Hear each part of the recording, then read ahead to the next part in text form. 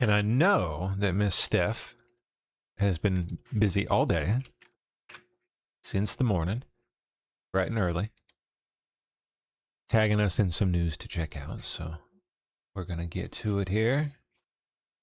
Just got to get my share up. Hello, YouTube people. Greetings.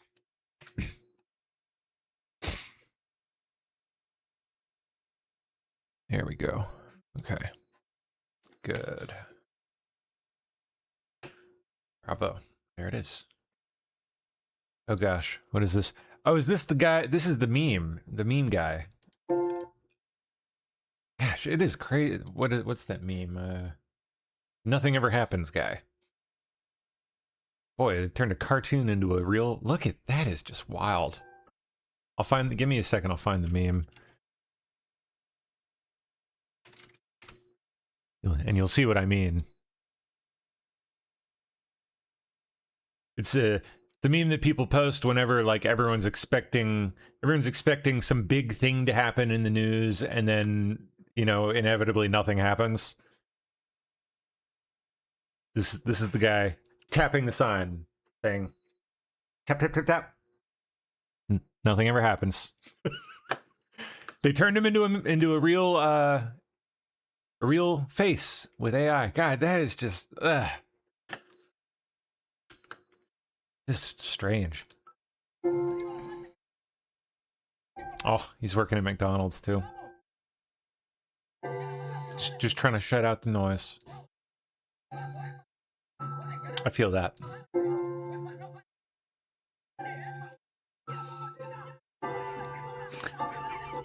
It's getting weird out there. All right, anyway, on to the news. Let me pull up the pile here.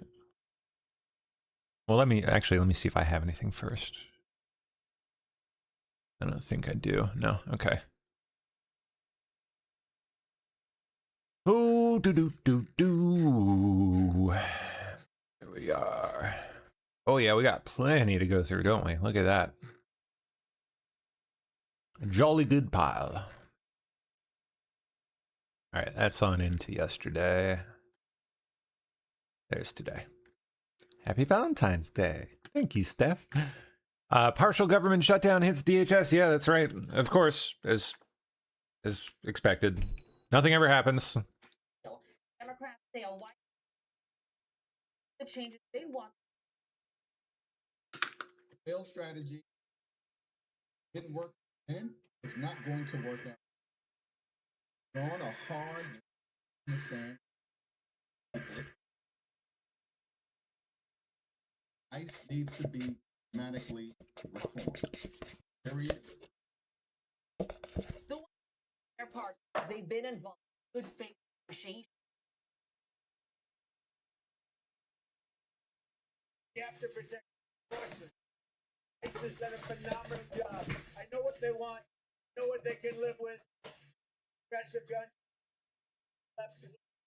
By this. Cities that are on. Still receives bill, but they're under DHS to say FEMA coast. Many DHS are among. There are some 64. Can't hear the clip. Okay, Velsky. All right. Give me a second. I'll fix it for you YouTube folks. I don't know why it's doing that again. I promise you we're going to get the setup dialed in eventually, and we won't have these bizarre issues popping up every darn time we go. You see, that should work on default, but it's on... Put it on that. It should do it. TSA agents. You'll remember the fall there it goes. when TSA saw a spike in resignations during the country's longest shutdown in history. This latest impasse will likely add to their frustration. They will, though, receive back pay when the shutdown is over, but it's unclear when this will end. It may continue through the State of the Union address on February 24th because Congress isn't even in session next week. Yep. Oh, they're going to milk this one for all it's worth, I'm sure.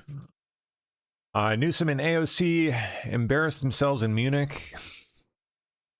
What else is new? Just the fact that they're in Germany, I guess. Embarrassing themselves over there instead of over here. Newsom mimicked Al Gore. People are burning up. What climate change? That's cute. I don't think you want to go there, Gavin. When it comes to people burning in your state, I don't think it's climate change that's the problem. I think it's old Gavin. Meanwhile, AOC, just word salad. All right, this should be fun. Ka-ching. And an upside surprise or a downside surprise year over year at 2.4 had been expected at 2.5%. This is a new 8-month low for annual inflation, month over month. Prices up by 0.2%, also a step in the right direction, also beating expectations. That's the lowest annual inflation rate for core since March of 2021. Inflation came in cool for January. But wait a second, how could that be? 16 Nobel economists said Trump would detonate the economy. It's the opposite. Wages are up, especially for construction and manufacturing. Trump's so happy he's house hunting. Maybe I'll move here with our great movie star. We'll move here with our First Lady. We'll move to Fort Bragg. Would you like that, darling? She loves you. It's a possibility. Actually, it's not a bad idea. But Democrats aren't going to give Trump any credit. They're running for president. Knee pads flew to Germany and left his wife off stage where she can't grab the mic. Knee pads. We thought Gavin was going to give a foreign policy speech. You know, tell us about the Newsom doctrine. Nope. He just mimicked Al Gore. Donald Trump is doubling down on stupid. I mean, people are burning up, choking up, heating up. We have simultaneous droughts and floods.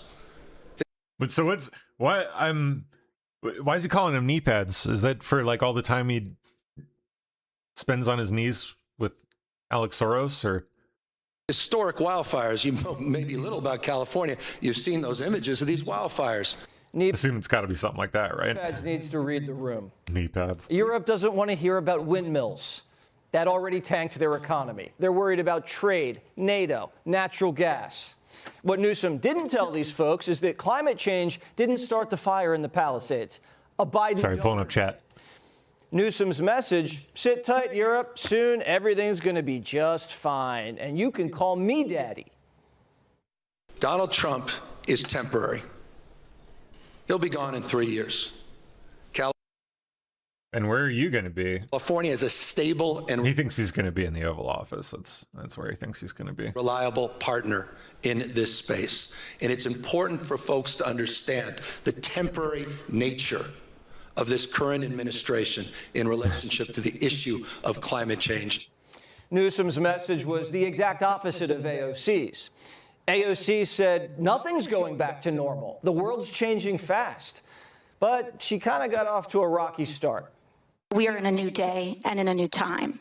But that does not mean that the majority of Americans are ready to walk away from a rules-based order and that we're ready to walk away from our commitment to democracy. I think what we identify is that in a rules-based order, hypocrisy is vulnerability. And so I think what we are seeking is a return to a rules-based order that eliminates the hypocrisies around when too often in the West we look the other way for inconvenient populations. Yeah, word salad. Yep. To act out these paradoxes. After the word salad, AOC froze like a deer in headlights. Would and should the U.S. actually commit U.S. troops to defend Taiwan if China were to move? You know, I think that this is such a, I think that this is of course a very long-standing policy of the United States. And I think what we are hoping for is that we want to make sure that we never get to that point. Finally, she found her footing. AOC says if democracy doesn't deliver for the middle class, Trump and Putin are going to go rogue. And now I think we are moving in this direction of increased recognition that we have to have a working class centered politics if we are going to succeed, and also if we are going to stave off the scourges of authoritarianism. Oh boy. AOC's solution: raise taxes on the rich and spend trillions on handouts. Yeah, that ends well. I don't know if folks are going to go for that, but at least that's a coherent message instead of Gavin's dumb climate stump speech. Meanwhile, back in the United States, Kamala's book tour rolled into her favorite spot, a bar. I need to listen to people. Nice to meet you. How are you doing? He's created a wonderful environment here. Yeah, we really very cultivated history here. I got a strawberry. I'm a strawberry milkshake. Kamala's pub crawl isn't getting any buzz, although she is. I know what you're thinking. Democrats are running AOC, Kamala, knee pads.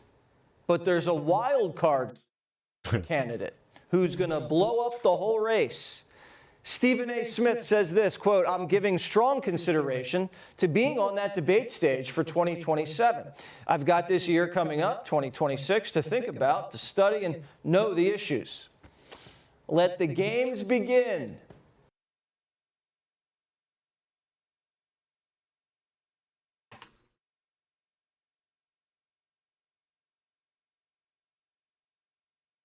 Trump will sign an executive order mandating voter ID nationwide for the 2026 midterms if the Save America Act fails. Oh boy. Interesting. That obviously is not a long-term solution in the immediate sense. Like it'll in the immediate sense it'll obviously help out for 2026, at least hopefully, but it's not going to stick for anything beyond that.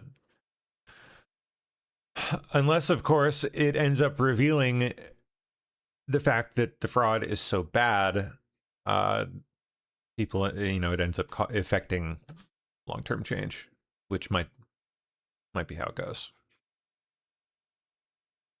So force them to battle voter ID in court. An 85-15 issue with the American people. Yep. We cannot let Democrats get away with no voter ID any longer. There are, pardon these are horrible, disingenuous cheaters. Full screen this a little bit.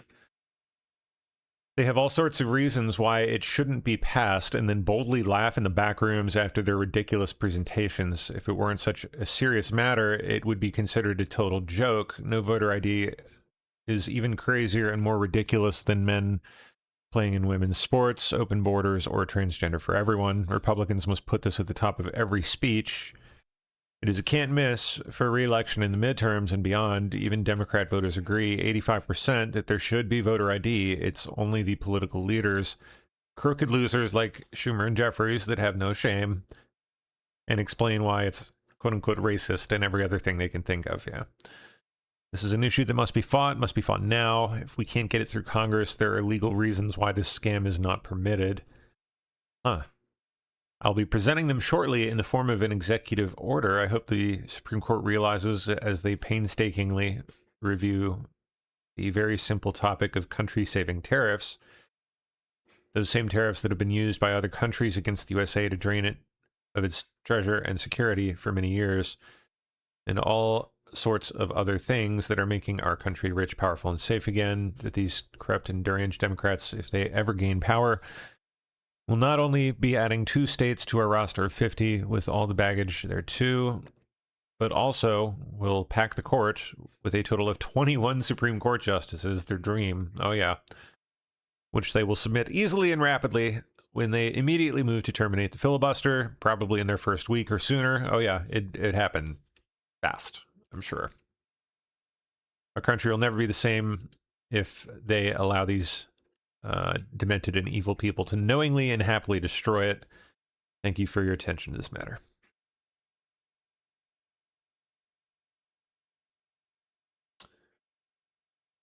Save America Act has 50 votes now in the Senate, I guess. Okay.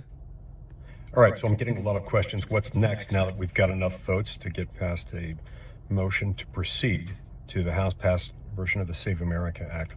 We've got to put all of our efforts. I encourage everyone who will listen to you. The Senate needs to invoke the talking filibuster, to enforce the talking filibuster. If senators want to debate this, if they want to filibuster it, make them work for it. Make them stand up, make them speak.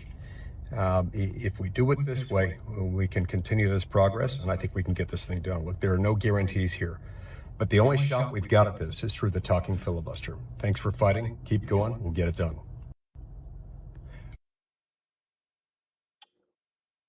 Happy Valentine's Day message from DHS to Congress, which says the lapse in funds means they don't have to let lawmakers visit detention facilities unannounced. Okay. Must be in response to something or other.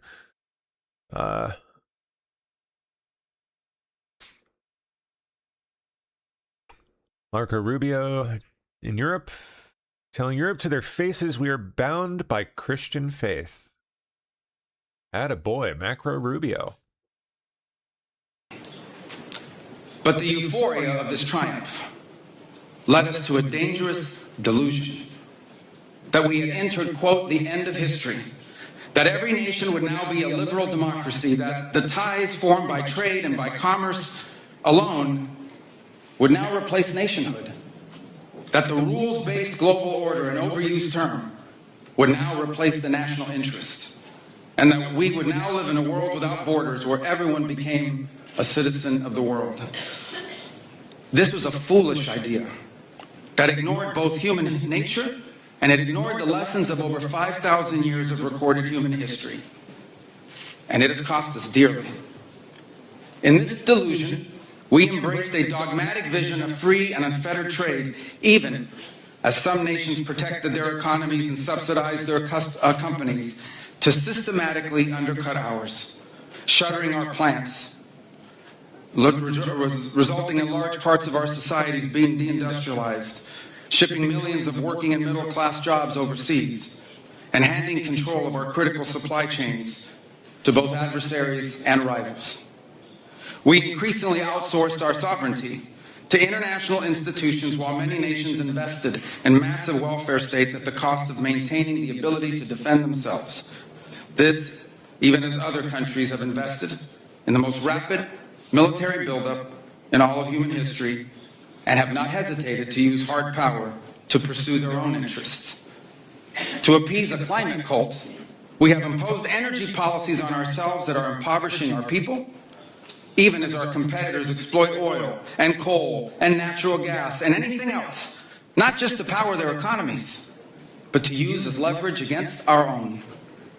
And in a pursuit of a world without borders, we opened our doors to an unprecedented wave of mass migration that threatens the cohesion of our societies, the continuity of our culture, and the future of our people. We made these mistakes together, and now together we owe it to our people to face those facts and to move forward to rebuild. Under President Trump, the United States of America will once again take on the task of renewal and restoration, driven by a vision of a future as proud, as sovereign, and as vital as our civilization's past. And while we are prepared, if necessary, to do this alone, it is our preference and it is our hope to do this together with you, our friends here in Europe. For the United States and Europe, we belong together. America was founded 250 years ago, but the roots began here on this continent long before.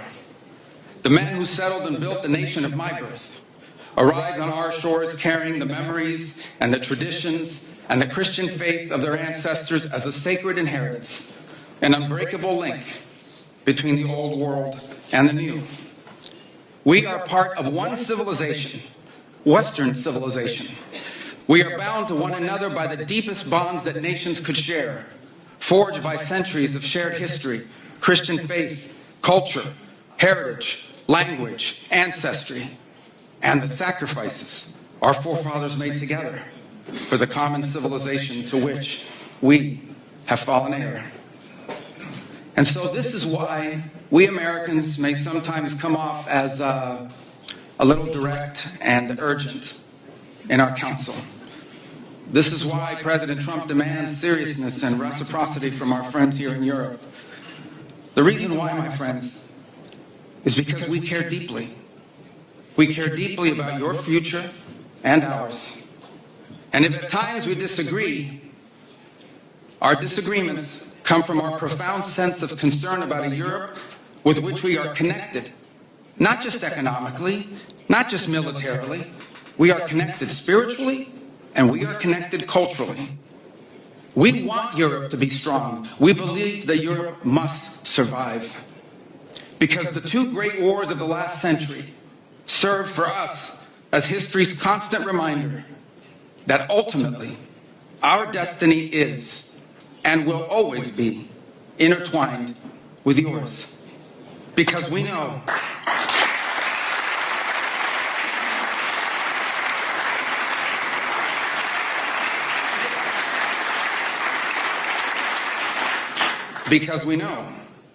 that the fate of Europe will never be irrelevant to our own.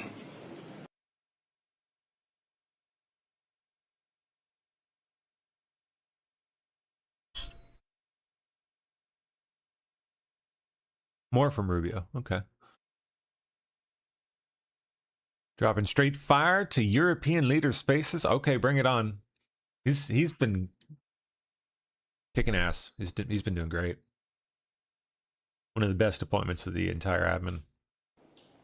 For 5 centuries before the end of the Second World War, the West had been expanding. Its missionaries, its pilgrims, its soldiers, its explorers pouring out from its shores to cross oceans, settle new continents, build vast empires extending out across the globe. But in 1945, for the first time since the age of Columbus, it was contracting. Europe was in ruins. Half of it lived behind an iron curtain, and the rest looked like it would soon follow.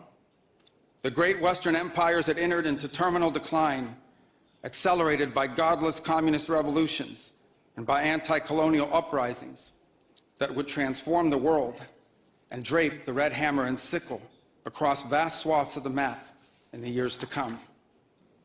Against that backdrop, then as now, many came to believe that the West's age of dominance had come to an end, and that our future was destined to be a faint and feeble echo of our past. But together, our predecessors recognized that decline was a choice, and it was a choice they refused to make. This is what we did together once before, and this is what President Trump and the United States want to do again now, together with you. And this is why we do not want our allies to be weak, because that makes us weaker.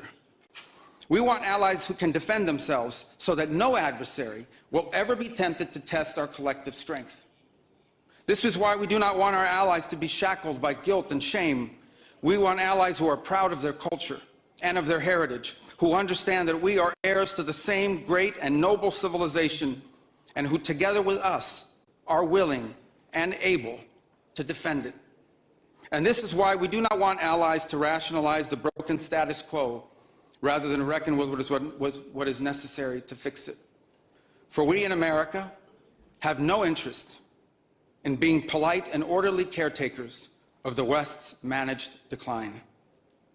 We do not seek to separate, but to revitalize an old friendship and renew the greatest civilization in human history. What we want is a reinvigorated alliance that recognizes that what has ailed our societies is not just a set of bad policies, but a malaise of hopelessness and complacency. An alliance is the alliance that we want is one that is not paralyzed into inaction by fear. Fear of climate change, fear of war, fear of technology. Instead, we want an alliance that boldly races into the future. And the only fear we have is the fear of the shame of not leaving our nations prouder, stronger, and wealthier for our children. An alliance ready to defend our people, to safeguard our interests, and to preserve the freedom of action that allows us to shape our own destiny. Not one that exists to operate a global welfare state and atone for the purported sins of past generations. An alliance that does not allow its power to be outsourced, constrained, or subordinated to systems beyond its control. One that does not depend on others for the critical necessities of its national life. And one that does not maintain the polite pretense that our way of life is just one among many, and that asks for permission before it acts. And above all, an alliance based on the recognition that we, the West, have inherited together. What we have inherited together is something that is unique and distinctive and irreplaceable, because this, after all, is the very foundation of the transatlantic bond.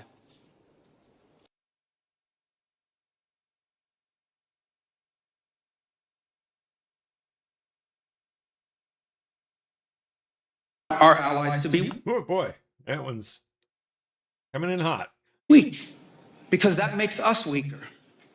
We want allies who can defend themselves so that no adversary will ever be tempted to test our collective strength. This is why we do not want our allies to be shackled by guilt and shame. We want allies who are proud of their culture and of their heritage, who And that ain't any one of those fuckers in that entire room, pardon my French. Not a one of them. understand that we And that's really what he's saying. are heirs to the same great and noble civilization, and who together with us are willing and able to defend it. And this is why we do not want allies to rationalize the broken status quo rather than reckon with what is necessary to fix it. For we in America have no interest in being polite and orderly caretakers of the West's managed decline. We do not seek to separate, but to revitalize an old friendship and renew the greatest civilization in human history. What we want is a reinvigorated alliance that recognizes that what has ailed our societies is not just a set of bad policies, but a malaise of hopelessness and complacency. An alliance is the alliance that we want is one that is not paralyzed into inaction by fear. Fear of climate change, fear of war. He's very diplomatically telling them that they're all fucking losers.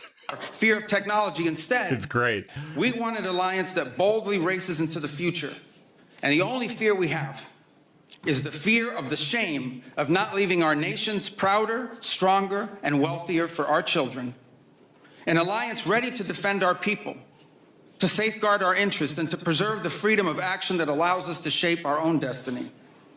Not one that exists to operate a global welfare state and atone for the purported sins of past generations.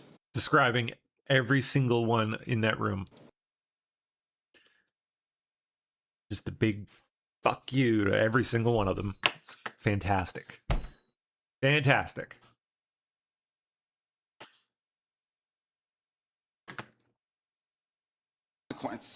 It was mass migration is not, was not, isn't some fringe concern of little consequence. It was. Look at these losers. Look at this hag. Troll goblin in this front seat. Look at this. And continues to be a crisis.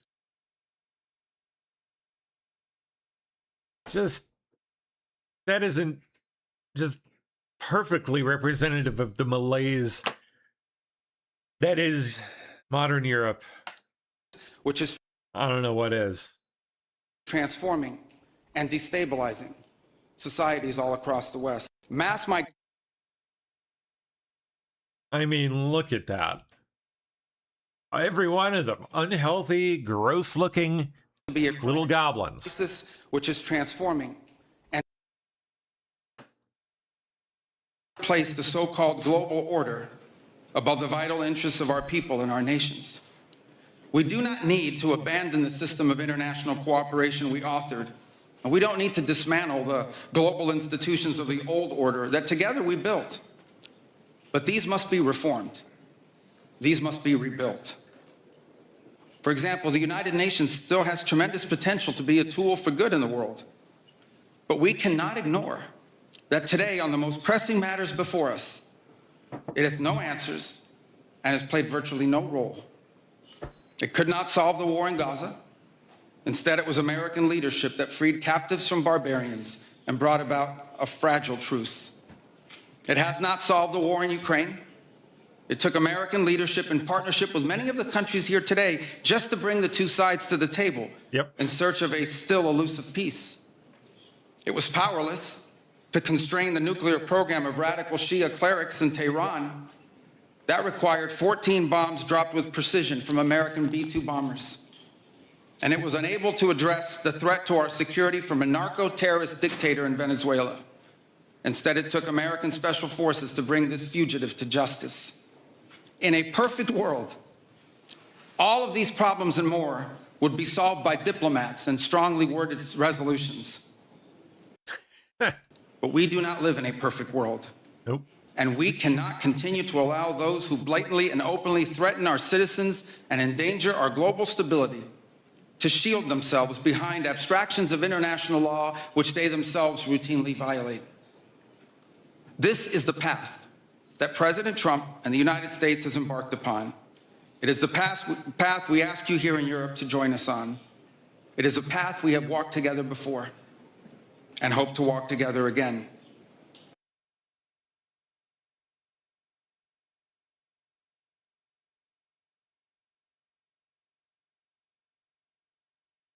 Monitoring a possible major breakthrough in the Guthrie case. Oh, gosh.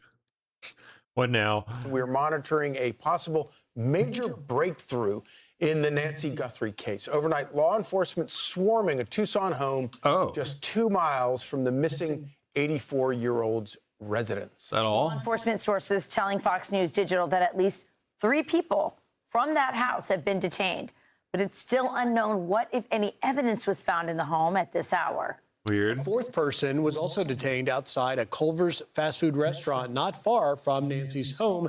Officials have not yet confirmed if this is connected to the investigation.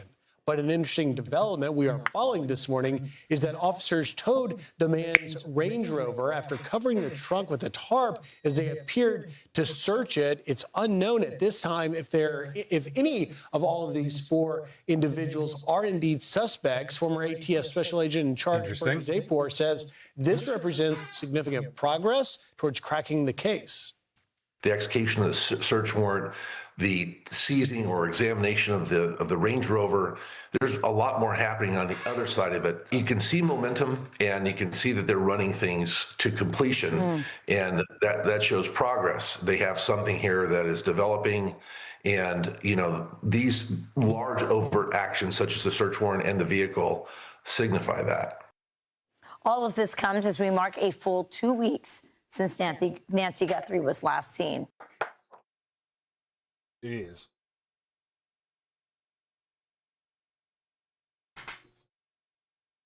Only 2 miles away, huh?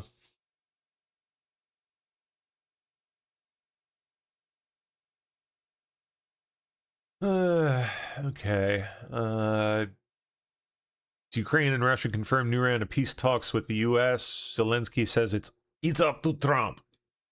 You give cocaine. You give money.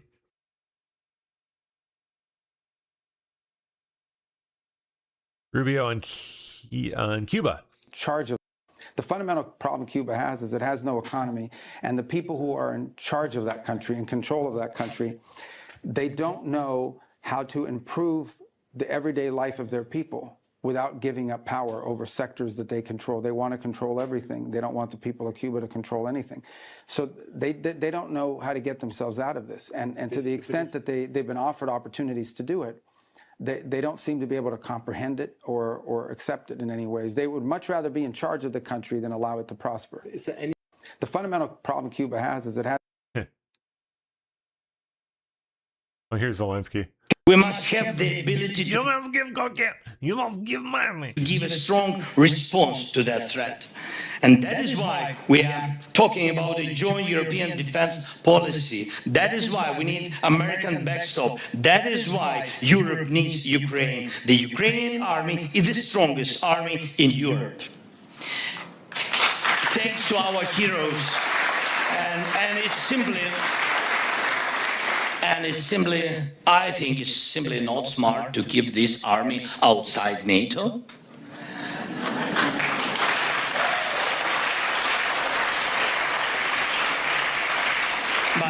But at the very least, let that be your, friends, your decision, not Putin's decision, please.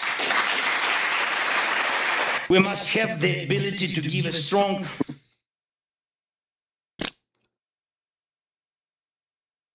You give a strong cooking. Whose votes are counted. All right, what's Noam up to? Press conference on election security. Oh, Arizona, huh? Okay. Sign me up. Let's hear it. It's common sense that our elections should belong to the American people, that they should be the ones who get to vote, whose votes are counted, that they get one vote, not more, not less. It's common sense to make sure that foreign nationals don't vote in our elections, don't elect our leaders, and have a say in how our country runs. They don't and should not be allowed to be trampling on the voice of the American people, and will no longer allow American citizens to be disenfranchised, to have their voices suppressed by criminals, by hostile foreign actors, and by illegal aliens that shouldn't be here in this country. It's a fact that non-citizens have been voting in our elections. They've been registered and they have voted from state to state. For example, one of the most recent individuals that we've talked about is Ian Andre Roberts. He was an illegal alien from Guyana that was arrested by ICE while serving in Des Moines, Iowa as the school district superintendent. Perhaps you remember hearing about that arrest. Despite him being here illegally in this country, he was registered to vote in Maryland. He had a long rap sheet also of criminal charges, including narcotics possession, second and third degree possession of a weapon, and criminal possession of a forgery instrument. In Coldwater, Kansas, we had an illegal alien that was able to vote and was even elected as a mayor. He was charged by the Kansas Attorney General last fall for voting without being qualified and to election perjury charges thanks to assistance from the United States Citizenship and Immigration Services Agency. As it stands, current guidelines for the National Voter Registration Act effectively stop states from going forward and checking citizenship during registration. The Save America Act would fix this. It would make sure that we close those loopholes and that we ensure in American elections only Americans vote. Jeez, man. Okay.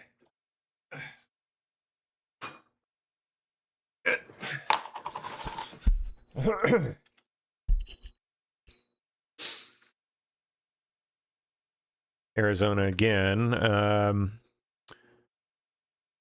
Oh yeah, this bullshit. Eric, remember this. Arizona already requires DPOC and voter ID. No. Responsibly uses the SAVE system, and we clean our voter rolls with Eric.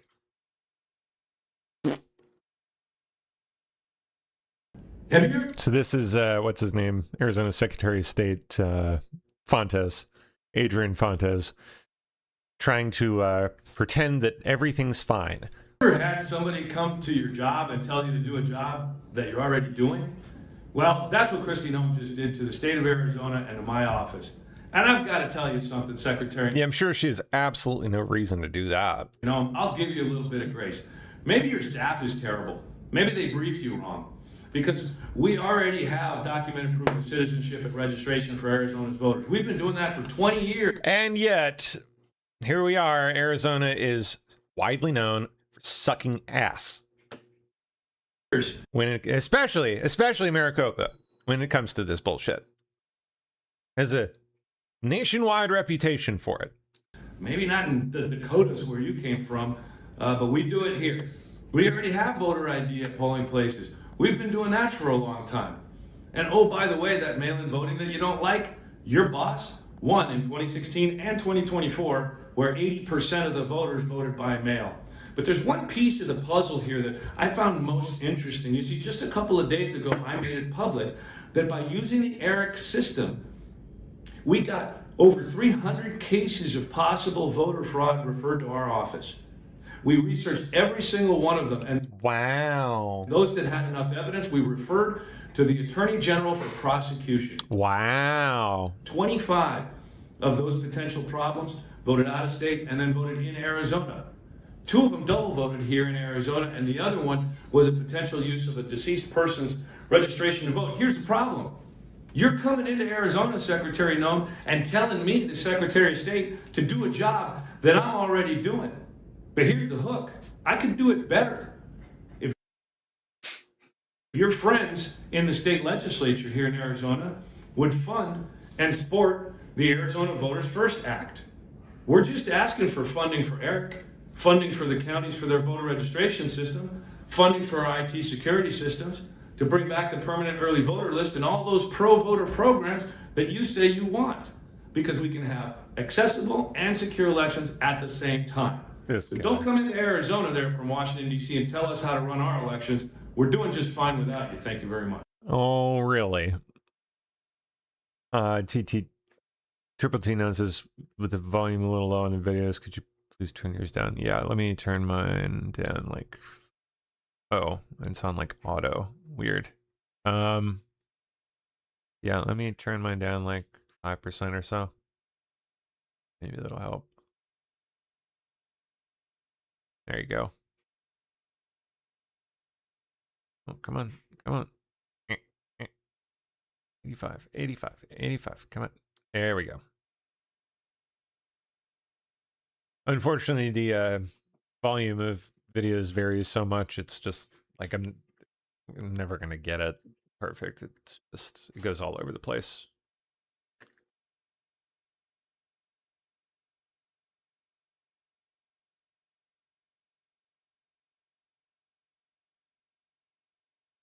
We'll back it another 5%. I wish I could figure out why it keeps like automatically adjusting itself. Like every time I start Zoom, the volume is in a completely different place than I left it the last time I was in Zoom. And other weird changes happen too.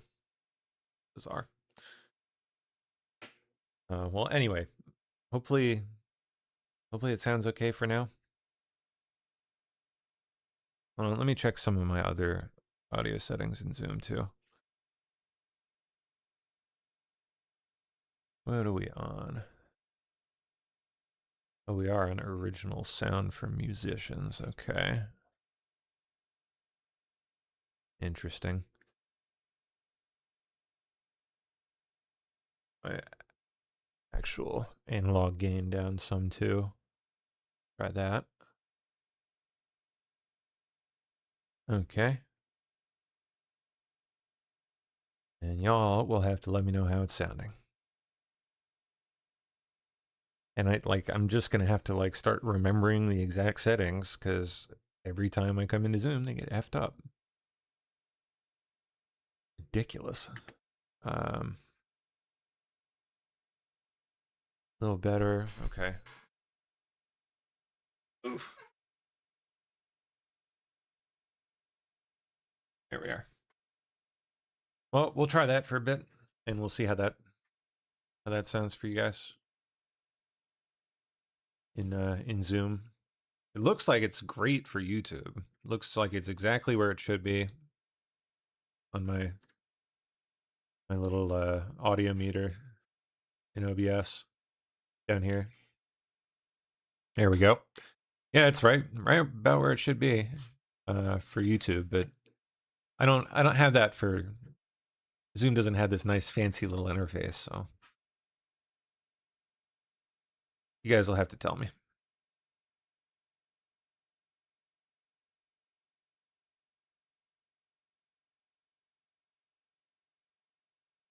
Oh, you know what I think Zoom does have though? Let me try this. I think I can do a test. I test microphone. Okay. Testing, 1, 2, 3. Testing, 1, 2, 3. Hello, hello, hello. Testing. Hello, hello, hello. Testing. Doesn't sound too bad to me, at least from here. Sounds okay.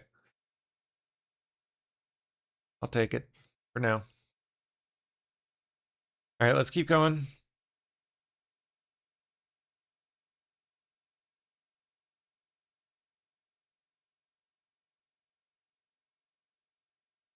All right, hold on. There we go. All right.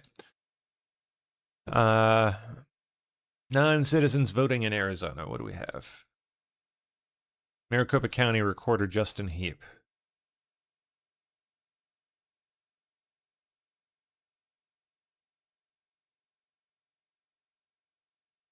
Okay, for immediate release. Using Department of Homeland Security's SAVE database, the Maricopa County Recorder's Office has identified 60 non-citizens who previously voted in Maricopa County elections. This has got to be what the, what's his name is referring to. Fontes. As part of an effort to confirm full, so they're just like, they're basically trying to pretend like they've done their jobs, effectively. See, we caught like, you know, a couple hundred dudes. Wait, 60. Sorry, 60 non-citizens. Ooh, shiny, look.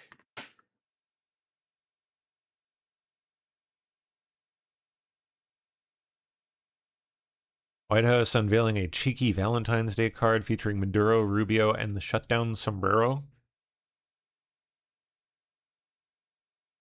The shutdown sombrero.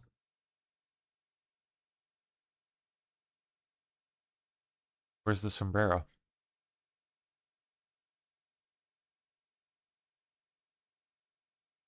Maybe that's in a different one. I don't know. You captured my heart. Cute.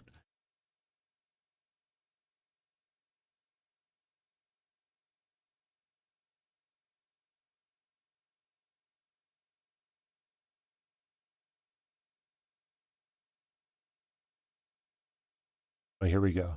Here we go. My love for you is as strong as Democrats' love for illegal aliens. I'd fly 1,537 miles to have a drink with you. What's his name? Van Hollen? Is that him? And Abrigo Garcia. It's time we define our situationship. Oh, Greenland. Not bad. Last one's kind of cringe. But that's half the fun, I guess. Huge development. EPA Administrator Lee Zeldin announces the end of the auto stop switch in vehicles. The federal government sold on dealer lots all across America. And as a cherry on top, we are ending the federal government's push to get manufacturers to install that Obama switch. The almost screw that Obama switch. Universally despised start-stop feature. There will be no more climate participation trophies awarded to manufacturers for making Americans' cars die at every red light and stop sign. It's over, done, finished. Under President Trump's leadership, vehicle manufacturers can once again build what Americans want, not what politicians and bureaucrats in Washington demand. Sold on dealer lots all across America.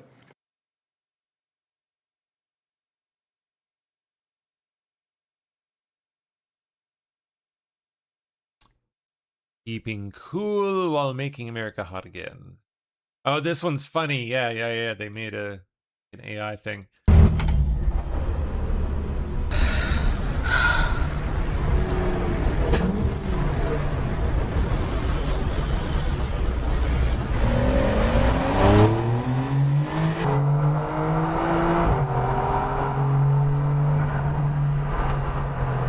Not bad.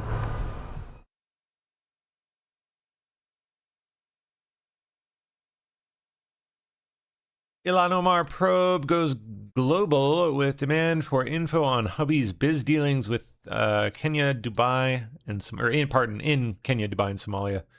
Well, here they are at the Kennedy Center.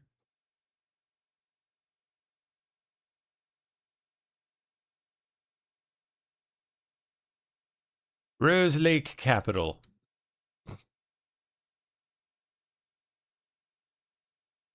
Wanted to build solar panels in Africa. Yeah, I'm sure that would have gone great. His main business partner received a dang near $11,000 air ticket to Dubai after talks about a deal there. Those international business dealings make up just part of a shrouded array of business ventures that prompted Somalia-born Ilhan Omar to disclose a jump in assets from basically nothing to dang near $30 million. For 2024 disclosure list, Rose Lake Capital is being worth somewhere between $5 million and $25 million. Somewhere in there. Family's skyrocketing net worth came as the multi-billion Somali social services scandal unfolded in her district. And as Rose Lake scrubbed key info from its website, including the list of its officers.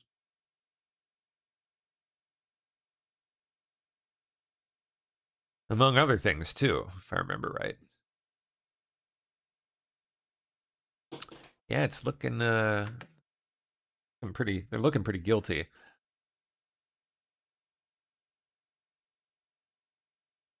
What was the? I saw the headline here. I haven't watched this yet, but Sky News breaking: Alexei Navalny, remember him, died in prison after being poisoned with a deadly toxin found in Ecuadorian dart frogs. Man, some James Bond type shit. The UK and other allies have claimed. Security and defense editor Deborah Haynes is live from Munich with more on the story. Let's hear some of this. We've got some breaking news to bring you now coming out of the Munich Security Conference. The UK and its allies have just confirmed that the Russian opposition leader, Alexei Navalny, was poisoned in prison with a rare toxin. So 2 years on nearly to the day that he died in prison custody in Russia, and confirmation at the Munich Security Conference that was the result of poisoning from a dart frog toxin. We can go live to Munich. Our defence and security editor, Deborah Haynes, was there as this was revealed. Deborah, tell us more. Yes, so Alexei Navalny's widow, Yulia, flanked by the British Foreign Secretary and the foreign ministers of Sweden, of the Netherlands and of Germany, gave a press conference earlier today in which they revealed what they say is the outcome of 2 years of work to discover what happened to Alexei Navalny, why did he die in that penal colony in Siberia, and the details that they released are pretty extraordinary. They believe that he was poisoned with a deadly toxin that's found in Ecuadorian dart frogs. This poison is classed. How did they determine this? As a form of chemical weapon. It's highly toxic. It's a neurotoxin. The German foreign minister says it's 200 times stronger than morphine and would have caused anybody to have been poisoned by it significant suffering.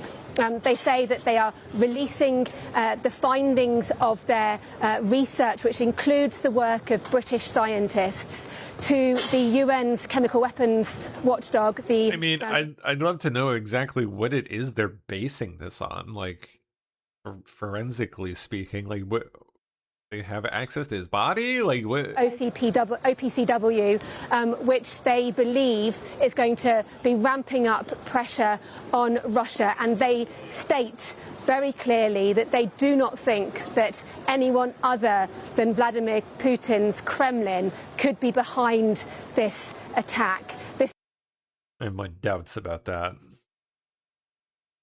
Sir, he's certainly one of the candidates, don't get me wrong, but far from the only. This is what Yulia Navalny, Alexei Navalny's widow, said earlier today.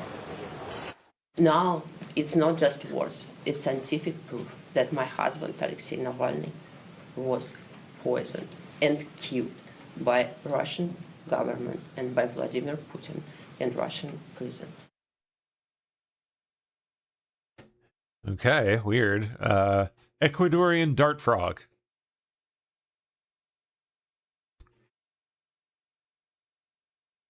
All right, Texas. Islamization of Dallas? Oh, gosh. This is Dallas, Texas, magnet of Muslims across America. People from all of the 49 states are moving here every single day. The biggest being the most dynamic Muslim community America has ever seen, and it keeps growing. Allah Thank you.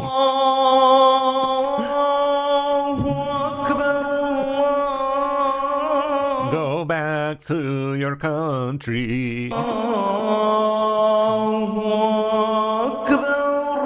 إن الحمد لله نحمده ونستعينه ونستغفره ونعوذ بالله من شرور أنفسنا ومن سيئات أعمالنا الله أكبر. The masjid that brought Dr. Yasir Qadhi to Texas, from Tennessee all the way to Texas, and since then it's been a long one-way highway to Texas for Muslims. MashaAllah, what a wonderful and amazing khutbah by Dr. Yasir Qadhi. That's the first time I prayed behind it. What? SubhanAllah, this masjid, man, this is a magnet right here. And if you remember, when I came here a long time ago, I need the subtitles. Medina villas are right here. This is Medina villas, and that's Andalus on the other side. MashaAllah, I see the masjid is absolutely packed. Now we're waiting for khutbah number 2, which is Numan Ali Khan. SubhanAllah, how many times you get khutbah number 1 by Dr. Yasir Qadhi and khutbah number 2 by Numan Ali Khan? This is the masjid, and right across they have these shops. Epic Sweets, Muslim Mortgages. Just a mile from here, the Epic Grocery Store with Haraz next to it. This is the life over here is totally different from any other city in America. Who's making all the money here? For Muslims. This is the extra overflow parking that can accommodate hundreds of cars. And the model of having a massive big masjid and Muslim neighborhoods right next to it. One of the most beautiful homes in America right here next to the masjid has been so successful. Oh, they're definitely making a sheik or two That in the process. Someone's getting rich as heck. now they're taking it in Josephine, half an hour away. Epic might actually become the biggest masjid in America because of the fact that they're building Epic 2.0, and now they're even building another place called Epic Ranches, selling out really fast. And you can Oh my goodness. see, Muslims just keep on coming, subhanAllah, and why wouldn't they be when you have all of these amazing scholars right here in one city? Epic Mosque in Plano, Texas, is not just a place of worship.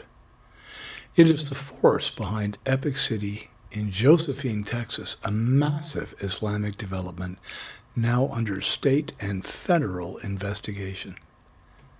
Many believed Epic City would be the first Islamic-style city in Texas, but retired Lieutenant Doug Deaton dropped a bombshell. Epic Mosque already operates like a mini Islamic city right now in Plano. Their Epic City isn't a new idea. It's simply a larger version of what's already happening. The Islamic Enclave has already begun, and it started with Epic Mosque. My name is Douglas Deaton, and I'm a resident of Collin County. I retired from the Plano Police Department after 26 years of full-time law enforcement service, and I dealt with representatives of Epic many times when I was the sergeant for the Plano Police Department, the training sergeant for the Plano PD. There seems to be a general misunderstanding that we're talking about a plan to build an Islamic Sharia-friendly community. The Epic neighborhood already exists in Plano. It's been there for nearly 12 years, with 74 residential properties, a massive mosque, schools, a medical clinic, and multiple businesses. It also has an office of an Islamic financing institution called the UIF Corporation. The UIF Corporation is not a bank. It's a Michigan-based corporation whose publicly stated purpose is to, quote, engage in financial transactions that are Sharia compliant, end quote. Those are their words, not mine. The local government officials south of here have known for years that only Muslims can purchase homes inside that neighborhood. You have to be a member of their mosque to live there. The first house built in that neighborhood was built right next to the Plano Police Academy.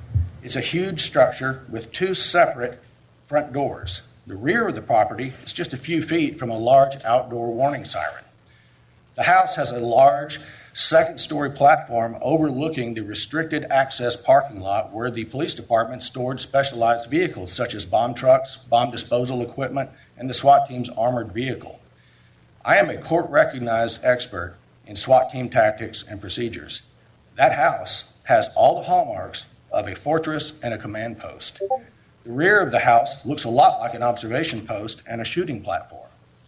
Why would somebody choose to build a house so close to a giant warning siren and a police training site?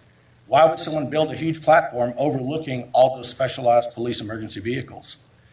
The first owner of that house is a leader in the Epic neighborhood. and he is also the co-founder of the Yaqeen Institute for Islamic Research.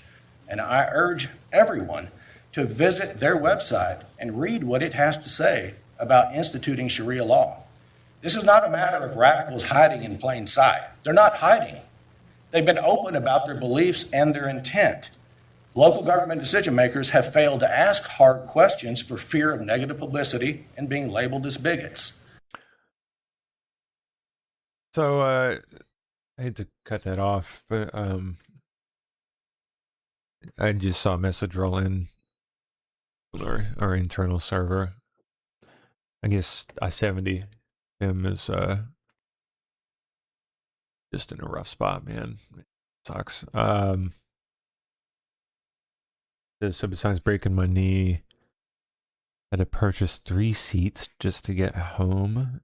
The day I get back, I don't know what the 3 seats is about. Like 3 tickets or something? Not sure. The day I get back, the water pump in my pickup out in Arizona goes out. Just replaced it 6 months ago with Chinese crap, evidently. Oops. Yeah.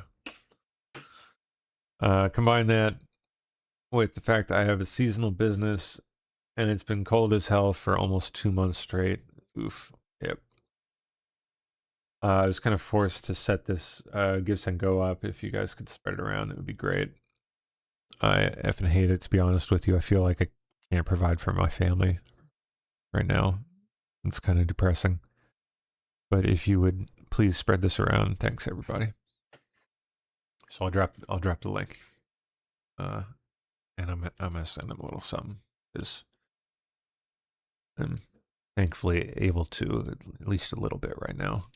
Not much, but something. And I know some of you out there can help. I know he wouldn't be asking if he didn't need it, so. Where is YouTube? Let me drop that link out there too.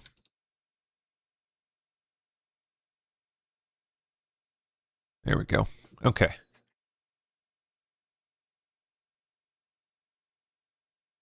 All right, let me pop back onto our video here. Here we are. I'm not here to spread innuendo or to make unfounded accusations. And let me actually pop that out so I can. There we are. All right. Accusations. I'm asking everyone to simply look at the evidence and the confirmed facts that are already in existence. Thank you for your time, Judge. Masjid also has all boys and all girls schools, full-time Hifz programs, which people from out of state comfort at, the details of which are mentioned on their website. Another key piece of the Epic Mosque and future Epic City is their school system, which they clearly take pride in. Let's take a look at what's happening inside these schools.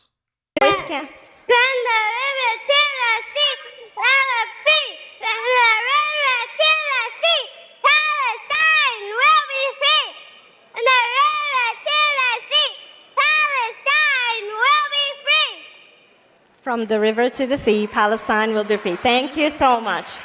All right. A lot of people from all over the world just move here for this masjid. And although East Plano is a more expensive area, the good news is there are areas nearby that you can live, such as Murphy, Wiley, Allen, Saxe. They have their own communities. But if you want to come to Epic, you can come anytime. Plano also has one of the best independent school districts in DFW Metroplex. Plano also has Islamic schools such as the Good Free Academy and many more options. Halal restaurants, yummy coffee shops, and other coffee shops such as Dira Coffee, which I went to right after. Since Epic Mosque unveiled its plans for the new Epic City development, many people have expressed confusion about the nature of this city, especially after the Texas government and Department of Justice launched investigations into the project. So let's hear directly from Epic's leader, Yasser Qadi, as he explains what the city is really about. You can decide for yourself. Can you imagine an entire city? Nothing this ambitious has ever been planned before in North America. And there's only one community that inshallah ta'ala can do it. And that is our community right here, bi'idhnillahi ta'ala. Say inshallah. What if we were to take the best of what Epic has to offer? And what if you were to take that and shove it up your ass and then get out of the country. Then, rather wouldn't that be? Yeah. than just 100 houses, maybe 1,000 plus houses, rather than just one masjid and one facility. Bad link for I-70. Sorry. Okay, that's weird. Let me try it again. I don't know why that didn't work.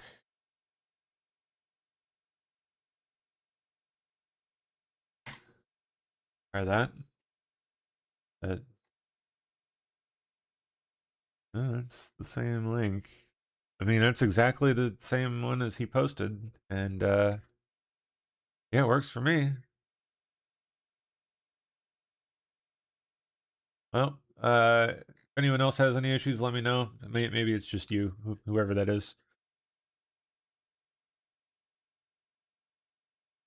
A magnificent complex, rather than just an apartment complex that happens to be here, a purpose-built apartment complex, rather than just one subdivision, an entire city. That we are one of the most active and one of the most watched and one of the most prestigious masjids in all of North America. Bihamdillahi wa fadlihi, not because of me or you. This is Allah's blessings on us.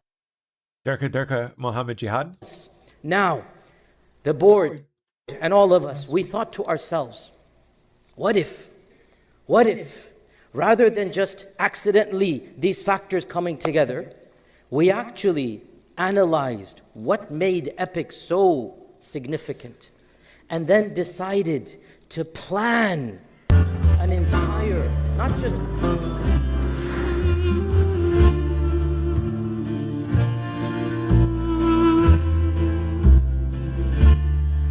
Durka Allah, Muhammad Jihad. Bakalah, Muhammad. Bakalah.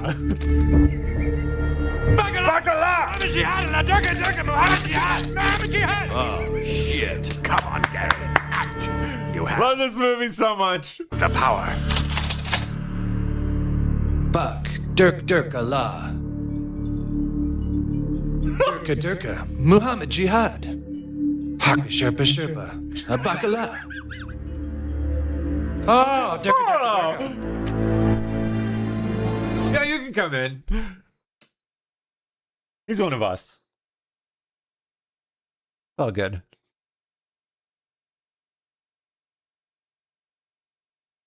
Anyway, geez, what a mess, Texas. Durka. During a foreign policy panel in Munich, Gretchen Schittmer said AOC knew more about foreign policy than her. Oh, Gretchen. On Ukraine, what does victory look like? Ambassador? No, please. I'd love to hear your answer. She doesn't have one because she doesn't know a damn thing about what you're saying. Yeah, it is. The two that I am on the panel with are much more steeped in foreign policy than a governor is. But oh my gosh! But a governor with Oval Office ambitions. Let's be honest here. I do think that Ukraine's independence, keeping their land mass, and having the support of all the allies, I think is the goal from my vantage point. Go ahead. Oh, this is so ridiculous. Ambassador, do a better job. On Ukraine, what does... Yep.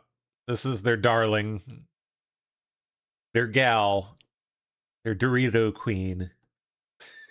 Everyone remember that?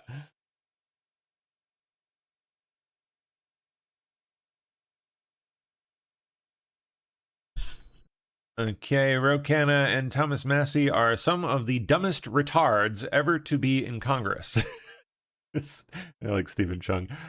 They knowingly and willfully ruined the lives of innocent people who had nothing to do with Epstein. This is Stephen Chung, assistant to the president and White House director of communications. He's the guy who's behind a lot of the fun memeing that you see coming out of the White House. What is this in response to exactly? New reps Ro Khanna and Thomas Massie pushed the DOJ to unredact a file in the Epstein files. Then Khanna read 4 men's names from it in a House floor speech, calling them wealthy and powerful men that the DOJ hid for no apparent reason. The only problem with this is that file is an SDNY photo lineup, and the 16 people on it have no known ties to Epstein, the DOJ confirmed. We identified 12 of the people on the list and spoke to 2 of the men that Khanna named, who denied any connection whatsoever to Epstein, and were seeking answers as to why their names were suddenly in the news. The lineup simply included people apparently arrested for various unrelated crimes over the course of 2 decades in New York City, who resembled Maxwell and Epstein. Yeah, Khanna's not the sharpest tool in the shed.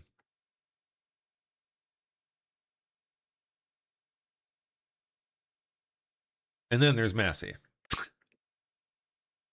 Chicago's Lake Zurich High student jumps another student waving a pro-ICE sign. Security just stands there. We support ICE and law enforcement. I support ICE. That's crazy, bro. I don't know what's crazy about this. Yeah, I'm going to punch you. You're gonna punch me? Yes. And you're gonna get in trouble for that. Okay. Whoa, big boy. I don't know what's crazy about this. Yeah, I'm going to punch you. You're gonna punch me?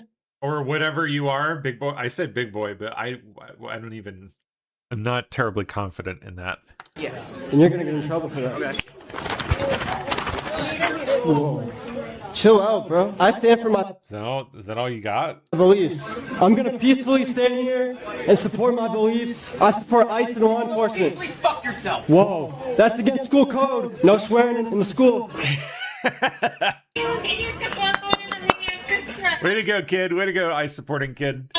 They're on their way there right now. We also have students walking out of the building. Boy, Fatty threw a punch and just couldn't.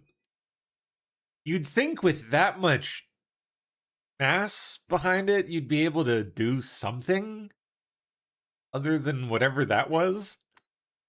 I mean, I guess when you swing like a girl, it's kind of, yeah. Support ICE. That's crazy. Whoa. Chill out, bro. I don't know what's crazy about this. Yeah, I'm going to punch you. You're gonna punch me? Yes. And you're gonna get in trouble for that. I'm gonna punch you in the face. Whoa. Chill out, bro. I stand for my beliefs. I'm gonna peacefully. Wow. Wow. Whoa. You're gonna get in trouble for that. Okay. I wish there was another angle of this. I bet it's even funnier from just a few feet away. Look at how tiny the kid is, too, by the way. I just noticed that up in the corner here. Look at that. Look how tiny this kid is. I support. He's like stick thin. ICE and law enforcement. Am I allowed to stay here? You are allowed to. Okay. I'm allowed to have the. Stick thin. Should have folded like nothing. Assigned to.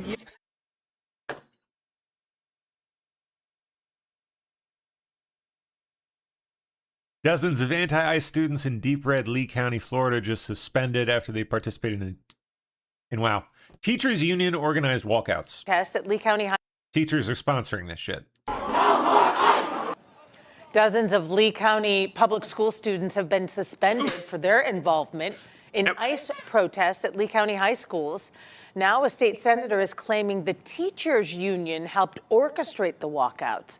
Gulf Coast News chief political reporter Dave Elias just got out of an exclusive interview with the school superintendent. And Dave, do we know how many students have been suspended? Well, Kelly, we're actually working to confirm just how many students have been suspended, but we're told the suspensions have not all been handed down. The district says there are more than 3,600 students who participated. Whoa! Across 14 different schools. But the big question tonight is why were so many students suspended exercising their First Amendment rights? Students at Cape Coral, Ida Baker, North Fort Myers, all walking out of classes protesting ICE arrests. It was mostly unity that we just wanted to show. Holding It was mostly like we just wanted not to do shit that day, so we just left that class and shit. Signs and chanting against ICE. We all kind of walked around the school protesting. We were saying what we feel. Some students jumping fences and leaving school. I did not want my child to be part of this. State Senator Jonathan Martin making this claim in Tallahassee without evidence. I've heard accusations from just my district in Lee County that school teachers were helping organize political speech and a walkout. Was the teachers union behind these walkouts, or did you orchestrate them? No, we didn't. Teachers Union President Kevin Daly Yeah, okay, buddy. demanding proof. Would like for him to show how talc organized or, planned. I don't have any information that's been shared with me that the union's behind it. Superintendent Dr. Denise Carlin refusing, though, to say just how many students have been suspended. We've heard over 100. Is that about accurate? I don't have those numbers right now. I don't. I've heard a couple of dozen. For what types of things are kids getting suspended? If you jumped the fence and left campus, or you walked out a door and left campus, then you created an unsafe situation, not only for yourself, but for other students. We're not going to put up with that. What proof is there? They actually had the ability to write down people's names when they saw things that were inappropriate. There are also videos. Are you against these types of demonstrations? But I am not okay with unsafe situations, with children refusing to listen to the adults in our building. Do you think you're taking a hardline approach on this? I'm very clear. We are about teaching and learning.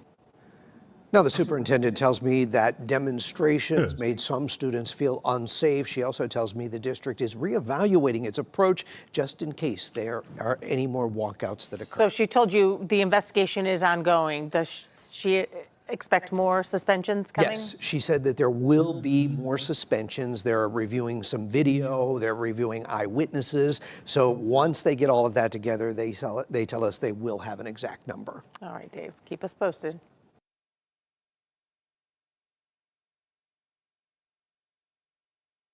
All right. Sorry, I'm trying to transfer some money here to send to I-70 a little bit. Okay. If I can get my Venmo working here. There it is. All right, good. Cool. What's next? Ex-prosecutor. Oh, Wade was a no-show, huh? No-show at the Georgia Senate Committee investigating Trump prosecution. Members of a subcommittee of the Special Senate Committee on Investigations did not hear from Nathan Wade. Oops, come on. Expect he will appear in the next few weeks. Interesting. All right. Wonder what is going on in the background. Just Biden trying to just buy some time. Former CNN anchor Don Lemon and 4 others pleaded not guilty yesterday. They're among a group of 9 federally indicted in connection to a group of anti-ICE agitators who stormed a church in St. Paul. Silence them. Correspondent Brooke Taylor reports on the case from Minneapolis. This is not about justice. This is about punishing dissent.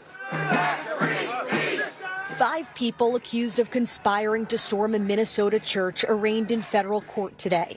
All of them pleading not guilty, including former CNN anchor Don Lemon, who live-streamed the ambush. I will not be intimidated. I will not back down. I will fight these baseless charges, and I will not be silenced. DHS says 3 of the other defendants seen today were the ringleaders. As you can see, all these pretend Christians, all these comfortable white lives, while children are dragged into concentration camps.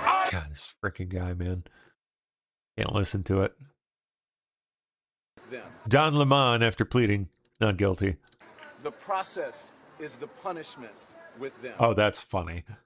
So where were you voicing that opinion about January 6ers? And like all of you here in Minnesota, the great people of Minnesota, I will not be intimidated. I will not back down. I will fight these baseless charges, and I will not be silenced. The process is the punishment with them. I just did the 3-day transfer instead of the instant transfer. Oops.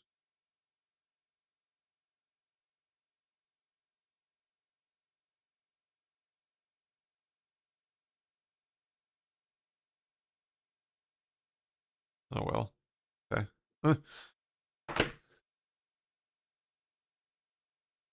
Oh, here's the loser. William Kelly.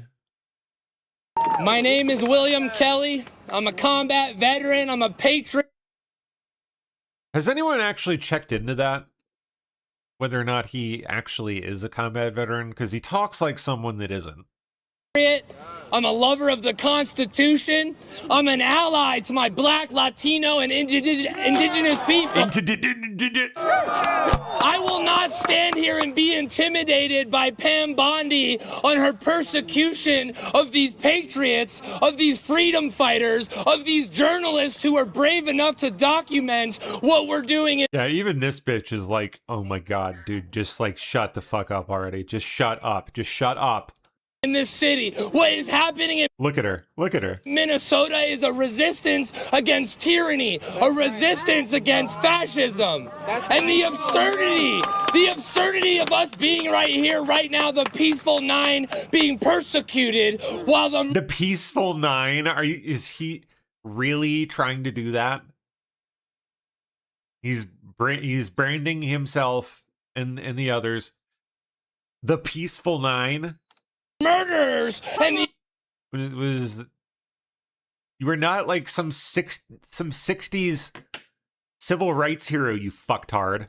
The execution Get real. of Alex Preddy and Renee Good walk free. Not only walk free, but are still working for the federal government. This is madness. It's time to wake up, Americans. It's time to get off your couches and stand with your brothers and sisters in solidarity. All power to all the people. Jeez. Most obnoxious voice humanly possible. My name is William Kelly.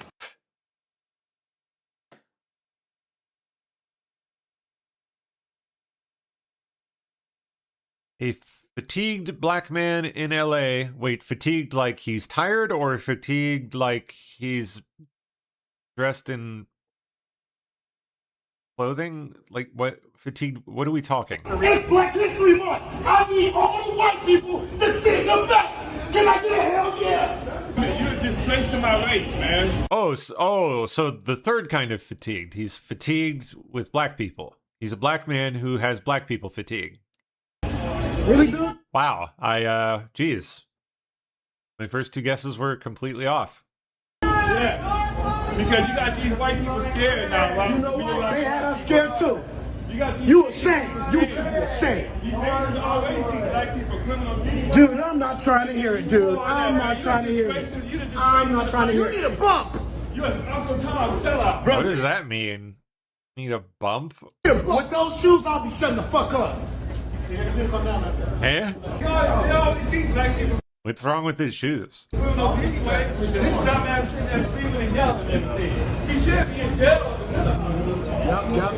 You sound racist.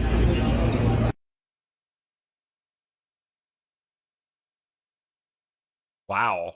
Look at this one. It's Black History Month. I swear. You know,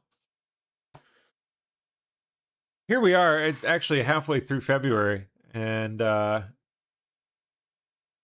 am grateful to have not seen any of this anywhere. This is the first I've seen of this bullshit in February 2026. I'm used to seeing this shit day one, every February, every year. In fact, I'd almost forgotten that it was Black History Month. Wow. It's Black History Month. I need all the white people to sit in the back. Can I get a hell yeah? This guy must want to get pushed onto the tracks. You're a disgrace to my Not that I would ever advocate for such violent behavior. race, man. Really, dude? But someone's going to get pushed to the edge, man. Yeah. Because you got these white people scared now, right? You know what? They had us scared too. You got these You ashamed. You should be ashamed. These niggas always think black people are criminal beings. Dude, I'm not trying to hear it, dude. I'm not trying to hear it. I'm not trying to hear it. You need a bump.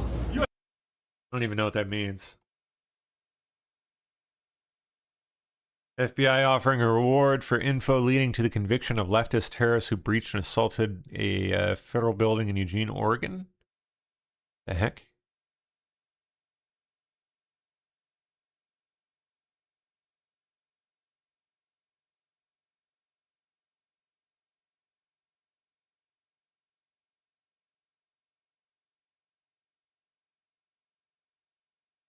Huh?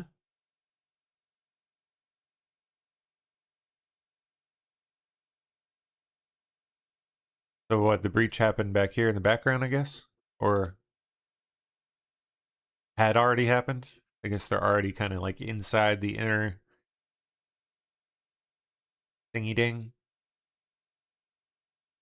This is the authorities moving into... Oh yeah, you can see the glass broken back here. Yeah. Yeah, that's what it is. Right here. Right there.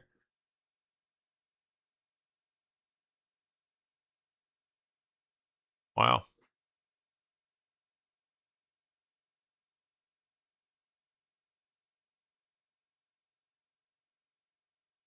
Suspected terrorist in Oregon was buying and crafting weapons to attack ICE agents in Portland and kill them and bring their severed heads to Warm Springs to recruit more people to his cause.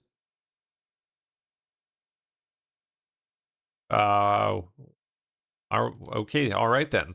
Police say Coleman wrote a manifesto and planned to attack ICE agents in Raiden Tanner Coleman, age 18, was indicted on Thursday on new charges of attempted domestic terrorism. manifesto and planned to attack Oh, I had a manifesto. ICE agents in Portland. Coleman's attorney argues while he was in the process of buying an AR-15, it never made its way into his possession. Nothing indicates, based on what we know, that there is any sort of threat to critical infrastructure. You go down the list, there's no threat to a utility system, no threat to pipelines that could be transporting fuel and gas, no threat to fiber optic systems, no threats to cell phone towers and other wireless transmitters, no threats to data centers or to our dams. What about to people? Bridges and roadways here in Oregon. That's missing. You know, like people? And that is an element of the offense that he's been indicted on. The judge did say he wasn't against working out a release plan for Coleman, but those details need to be fine-tuned. In the meantime, Coleman's bail was lowered by $100,000. And I do want to point out here that the state did say that this was the first time it's trying someone under the domestic terrorism statute that was signed into law just back in 2023. I did reach out to Oregon's Justice Department to see if that is the case. Reporting in St. Helens, I'm Shelby Slaughter, K2 News. Interesting. Just signed in 2023, huh?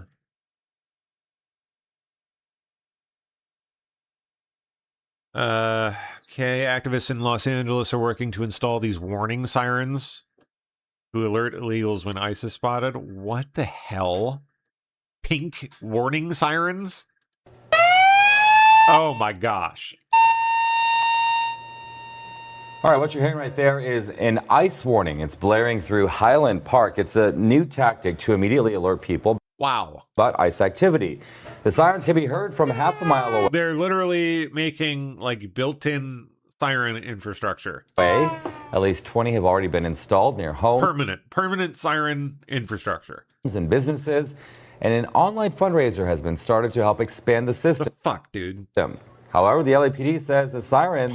Pardon me, but like what on earth? ...could violate the noise ordinance if they get a complaint. And Bill Asaley from the U.S. Attorney's Office sent a statement saying, yeah, what? I would admonish these anti-government activists that it is a federal crime to harbor or assist in harboring illegal aliens, end quote. That's funny.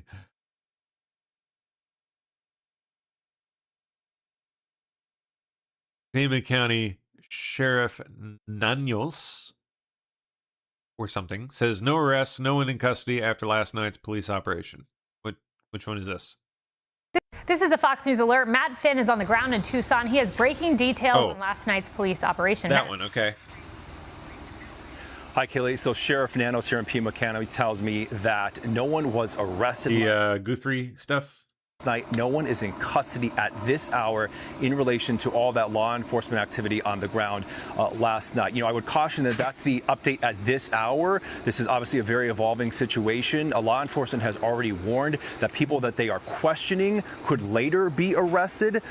So we know that someone was questioned and released earlier this week, but the sheriff says, hey, that person is not entirely cleared. So the latest update from the Pima County Sheriff is no arrests, no one in custody at this hour.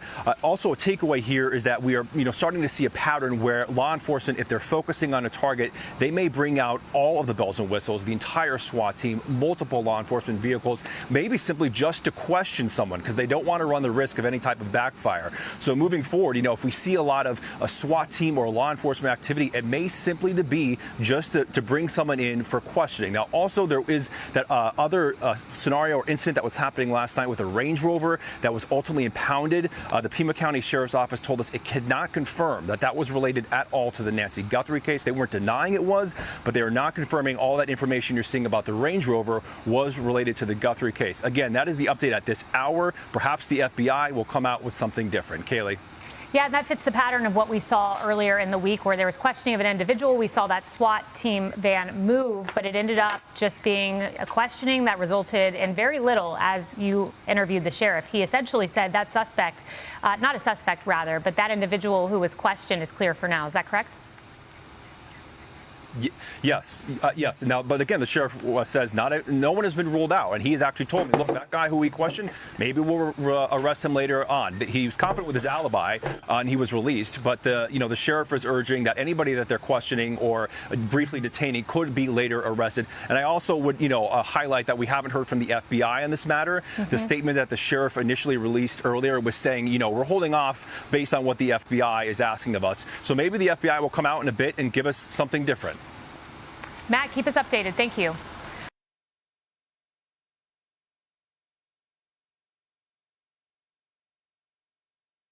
Savannah Guthrie's husband seen in public for the first time since Nancy vanished. Oh, speaking of Nancy, another Nancy. Democrats have activated Nancy Pelosi to demagogue against voter ID in the SAVE Act. Oh, wow. Sloshy Nancy. We have legislation, and we're going to fight him on the SAVE Act for the voter ID. It's just not right. And there are many Republicans in the country who know it's not right because it's inconvenient for them as well as it is for married women in the country. If you don't have your birth name on your voter file, that's a problem. Well, we need no need to go into all of the problems with it, except to say it's a problem. We're dealing with it. We have legislation, and we're going to fight him on the SAVE Act for the voter ID. It's just not right. And there are many Republicans in the country who know it's not right because it's inconvenient for them as well as it is for married women in the country. You don't have. Chief Legal Officer Kathy.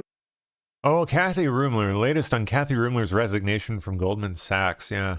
Goldman Sachs Chief Legal Officer Kathy Rumler is resigning after the latest batch of Epstein files sparked weeks of scrutiny about her close relationship with the convicted pedophile financier. The resignation marks one of the most high-profile impacts in the United States tied to the latest release of the Epstein files. Rumler is the top lawyer at the bank and a former White House counsel to President Barack Obama. She announced on Thursday night she would depart the bank on June 30th. CNN's K-File has extensively reported on Rumler's ties to Epstein for the past few months, as the government has released millions of pages of documents related to Epstein. Amid the hundreds of email exchanges between the two reviewed by CNN, they discussed Epstein's legal battles and reputational problems. There are also other more personal communications, including plans for a proposed trip to Epstein Island and gifts he had given her. The files also showed how Rumler advised Epstein on lawsuits brought by his accusers and coordinated responses to journalists, including on a planned ABC News interview with one of Epstein's accusers that never aired. The files revealed numerous references to Rumler aiding Epstein during critical legal and reputational battles following his 2008 conviction for soliciting prostitution from a minor. Rumler at times discussed matters in her personal life with Epstein, expressed gratitude for their friendship, and concluded messages with XO and XOXO. Epstein's calendar listed dozens of planned lunches, dinners, and meetings from 2014 and 2019. In a statement Thursday night, Rumler said, "Since I joined Goldman Sachs 6 years ago, it has been my privilege to help oversee the firm's legal, reputational, and regulatory matters to enhance our strong risk management process, and to ensure that we live by our core value of integrity in everything that we do. My responsibility is to put Goldman Sachs' interests first." Rumler has said for years that she had a professional relationship with Epstein during her time in private practice, calling him a business referral source with whom she shared a client. She has said that she didn't represent him or advocate for him to any third party, and that Epstein reached out to her occasionally for informal legal advice. Responding to CNN's reporting, Robert Garcia, the ranking member of the House Oversight Committee, said he wants Rumler to answer questions as part of its investigation into how the federal government and others handled Epstein's case and related files. A spokesperson for the committee said Rumler's resignation hasn't changed that. Now, a Rumler spokesperson previously told CNN, "Ms. Rumler has done nothing wrong and has nothing to hide. Nothing in the record suggests otherwise. Jeffrey Epstein was a man of 1,000 faces. Ms. Rumler only saw the one he put on to win people over and gain credibility and acceptance. Her views were shaped by that and his denials of any wrongdoing other than what he pled guilty to years prior. Ms. Rumler has been clear and consistent from the outset. She knew him through her work as a criminal defense attorney, shared a client with him, received referrals from him, and was friendly in that professional context. At times, Epstein sought informal advice, and she provided feedback based on her understanding at the time, without any formal involvement. Ms. Rumler has deep sympathy for those harmed by Epstein. If she knew then what she knows now, she never would have dealt with him at all." Why don't I believe you, ma'am? Oh, here's Rokana. Rokana now facing mass calls to be censured after labeling 4 innocent people in the Epstein files as wealthy, powerful men connected to Epstein's crimes. It apparently was not the case. That 70 to 80% of the files are still redacted. In fact, there were 6 wealthy, powerful men that the DOJ hid for no apparent reason. When Congressman Massey and I pointed this out to the Department of Justice, they acknowledged their mistake, and now they have revealed the identity of these 6 powerful men. These men are Salvatore Navora, Zorab Mikoladze, Leopig Leonor, Nicola Caputa. That 70 to 80% of the files are still redacted. In fact, there were 6 wealthy, powerful men that the DOJ hid for no apparent reason. When Congressman Massey and I pointed this out to the Department of Justice, they acknowledged their mistake, and now they have revealed the identity of these 6 powerful men. Oh, sorry, that looped. My bad. Senator John Fetterman begs his fellow Democrats to not carry out weird protests. You know, if Fetterman's calling you weird, like you're weird. You're weird. Here, I mean, it just made us look. No, I do plan to attend, and I hope that this year they don't put up those silly paddles and all those kinds of weird protests. That's like, you don't have to agree with whatever you're going to hear, but you know, like last year, I mean, it just made us look like children, and you know, just exactly, yeah, thank you. I can see you're referencing that. You know, it's just like, show up or not, but just do that kinds of thing, and like have some dignity, and just, you know, we can agree or disagree and not call people names or behave in such ways like that. We'd all be a lot better off if we acted in such ways like that. In that manner. No, I do plan to attend. Cracks me out, dude. 84% of Americans, their guest pointed out, 84% of Americans have no idea with presenting IDs to vote. So it's not like a radical idea.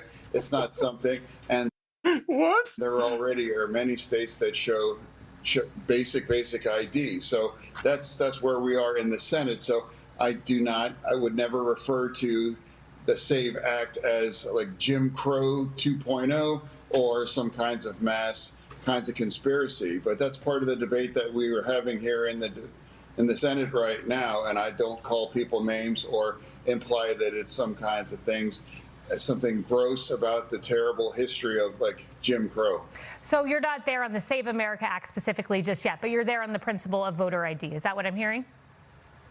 What I'm saying, though, that states, whether it's like Georgia or other states, you have ID to vote. That's not a radical idea. Now, some people can agree or disagree on that, but it is not a radical idea. And many states already do that. And Wisconsin already ratified that in their constitution. Wisconsin elected a very liberal justice, and now almost 2-1, they voted to produce ID to vote and put it in their constitution. Wisconsin, you have Baldwin, very liberal, and Johnson, very conservative. I mean, that's part of the pull and push about the American democracy.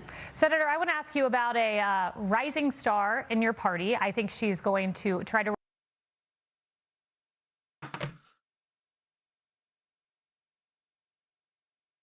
Hollywood talent agent sells company after Epstein files release.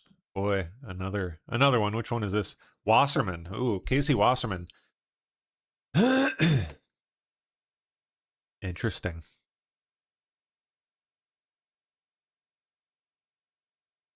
Exchanged suggestive messages with Maxwell. Rode on Epstein's plane. God knows what else. Claimed he only had limited interactions with those two individuals. Would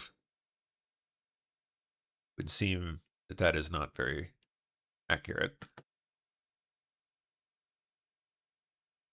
Okay, Bill Mayer. On what? Let's see. Doug Burnham, he's the Interior Secretary. Doug Burgum.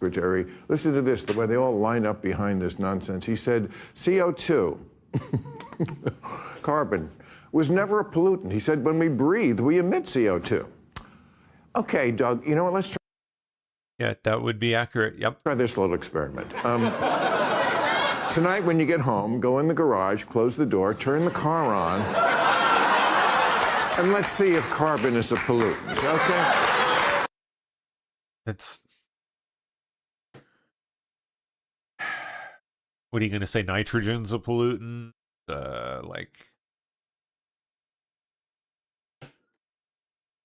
Basically anything that isn't oxygen is now a pollutant, I guess, according to Bill.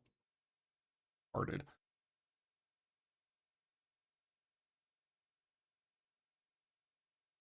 I mean, I get he's a comedian, but, like, come on, man.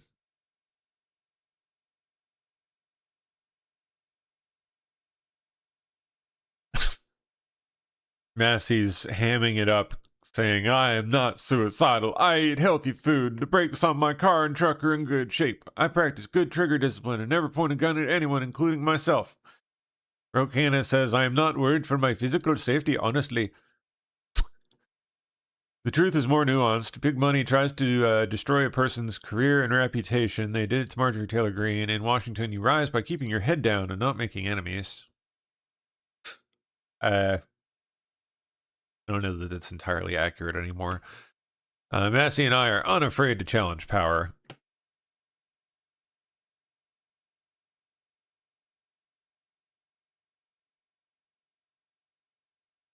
Steve Bannon courted Epstein in his efforts to take down Pope Francis. What? Had not heard about this with Francis and Epstein. What is this about? Francis, okay. Bannon saying he hoped to take down the pontiff. So how did Epstein play into this?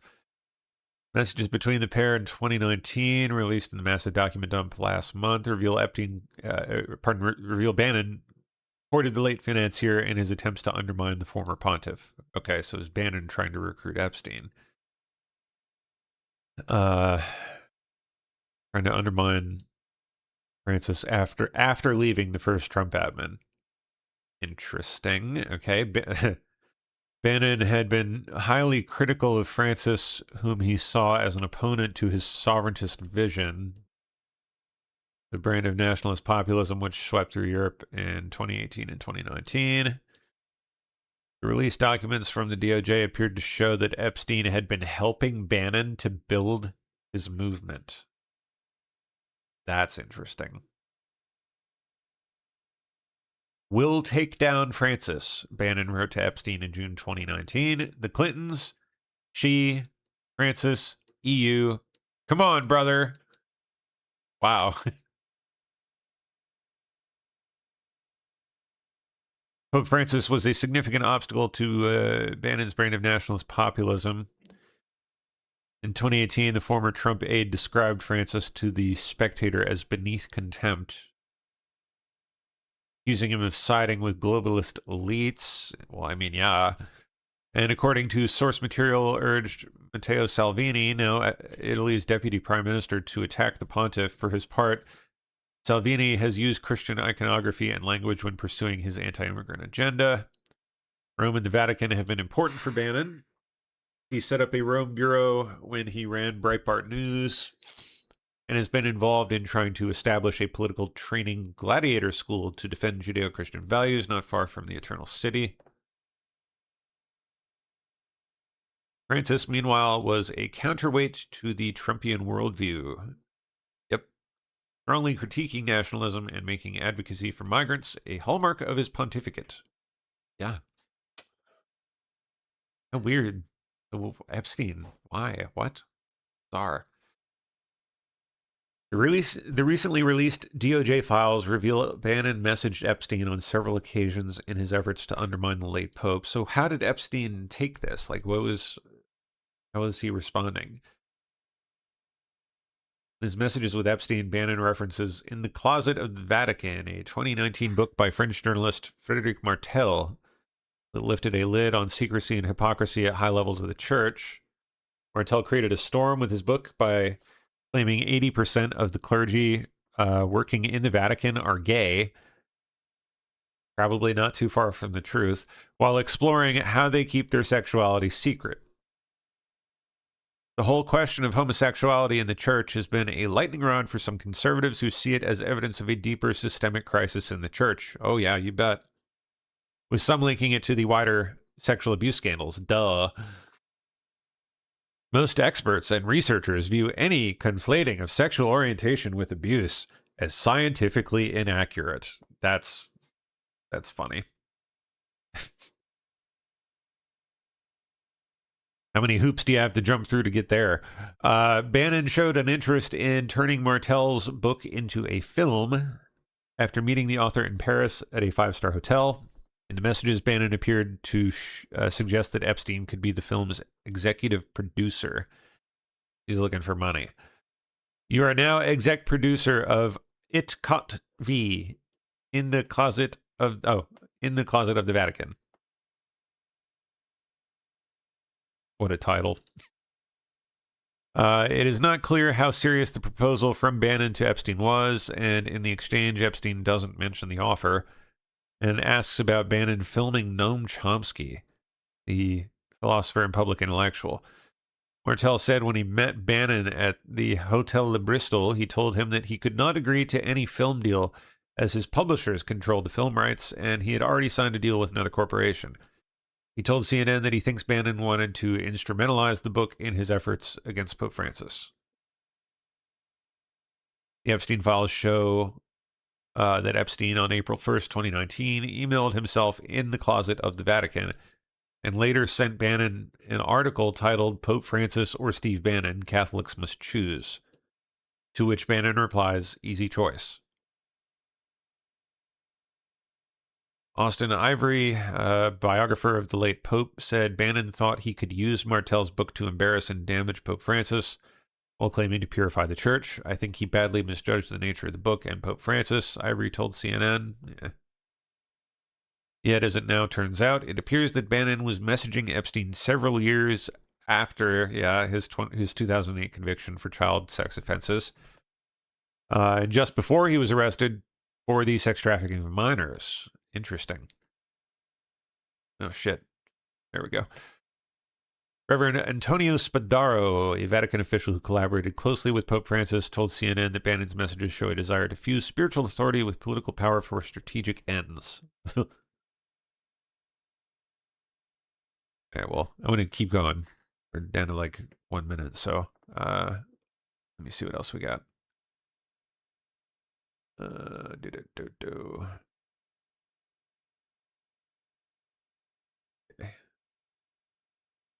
There we are.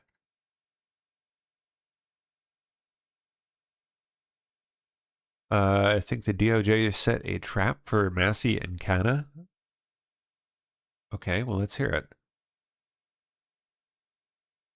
Remember when Ro Khanna announced the names of several individuals who were, basically Epstein pedophiles? The Trump admin was allegedly hiding. Massey did it too. Turns out they had absolutely no idea who they were, nor did they have anything to do with Epstein. And yet we're describing them the whole time as wealthy, powerful men connected to Epstein. Apparently they were none of those things. Now he's blaming the DOJ. Really? Years ago, investigators made a photo lineup to show witnesses. They grabbed random photos from NYPD records of everyday men in New York City, some with minor unrelated arrests, just some random pics in some cases. A few looked a little bit like Epstein or Maxwell, so they got thrown in the mix as fillers.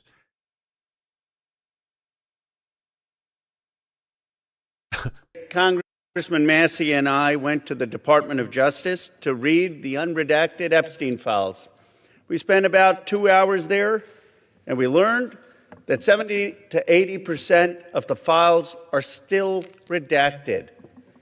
In fact, there were 6 wealthy, powerful men that the DOJ hid for no apparent reason. When Congressman Massey and I pointed this out to the Department of Justice, they acknowledged their mistake, and now they have revealed the identity of these 6 powerful. I think we saw this, right? Yeah. People who broke the law, who was labeled as a co-conspirator. Yeah.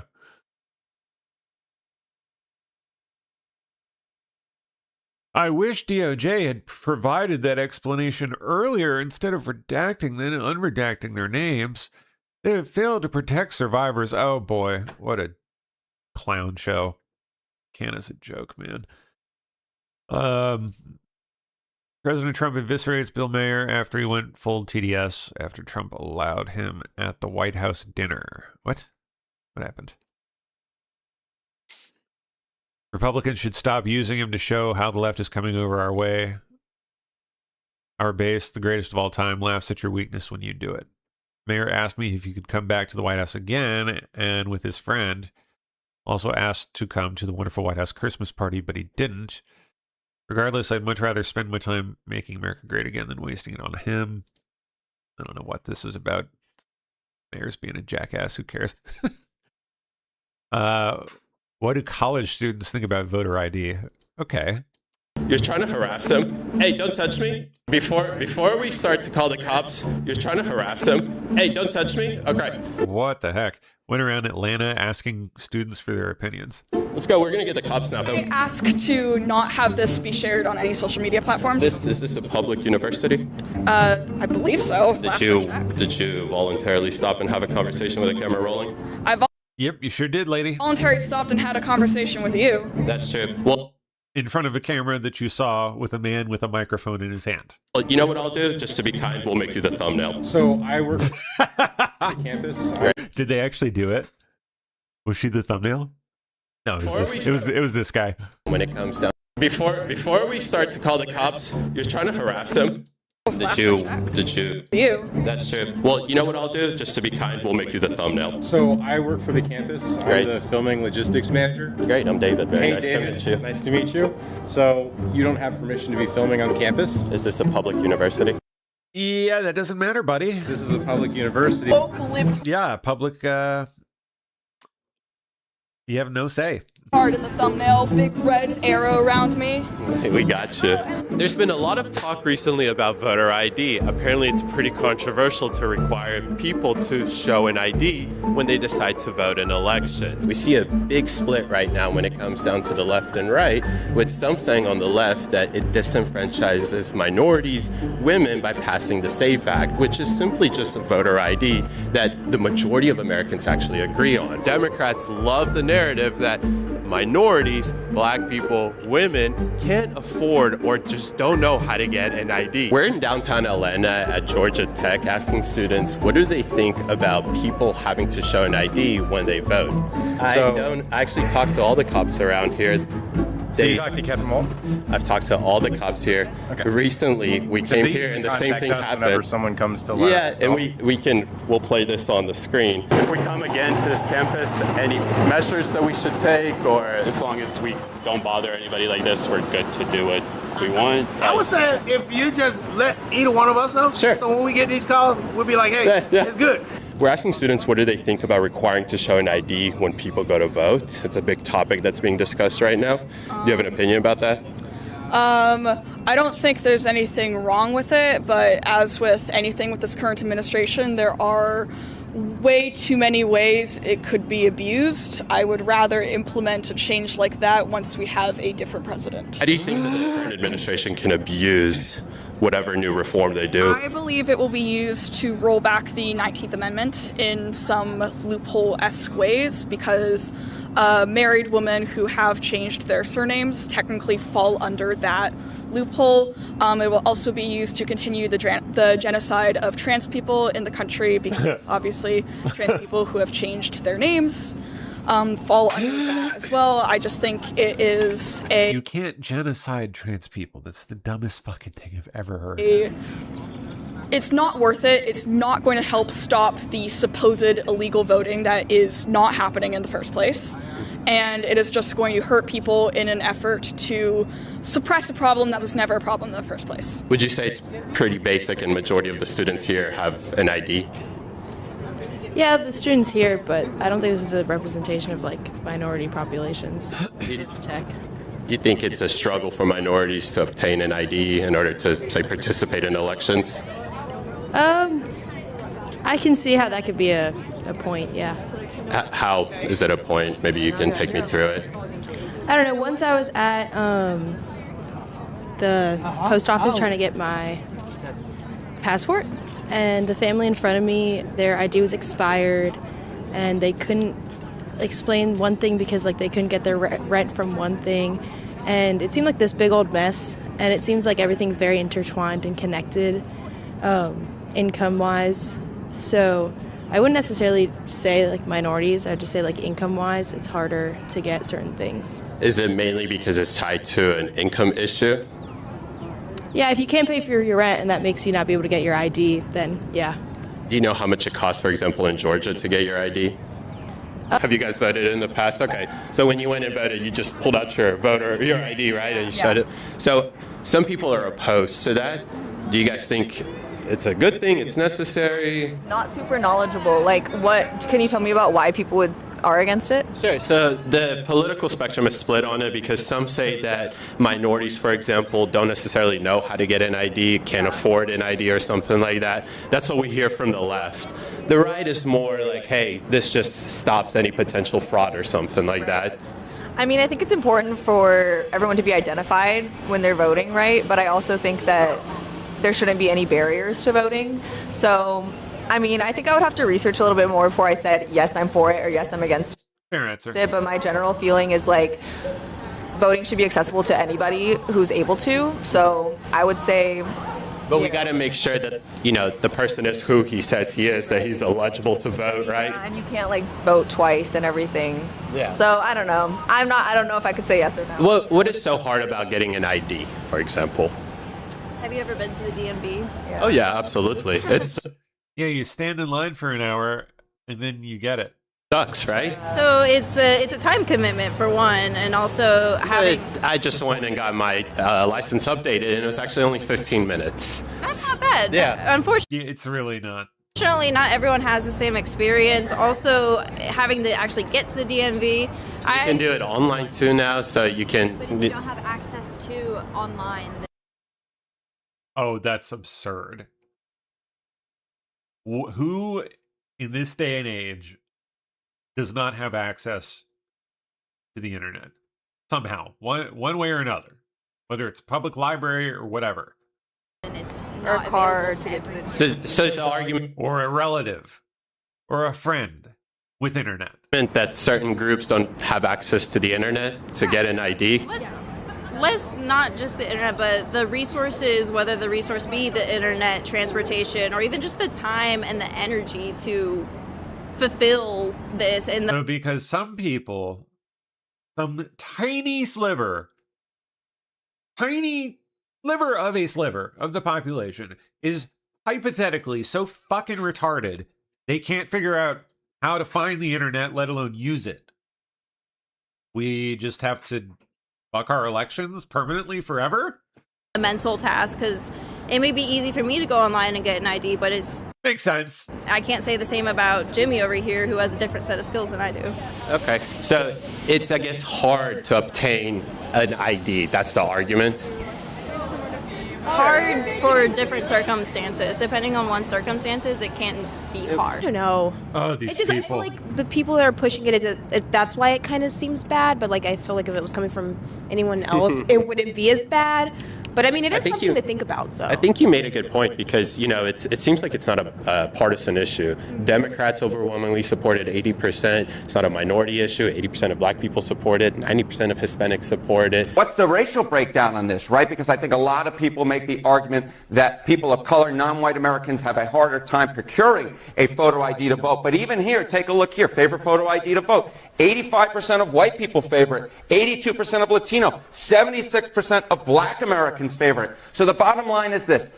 Voter ID is not controversial in this country. A photo ID to vote is not controversial in this country. It is not controversial by party, and it is not controversial by race. The vast majority of Americans agree with Nicki Minaj that, in fact, you should have a photo ID to be able to vote.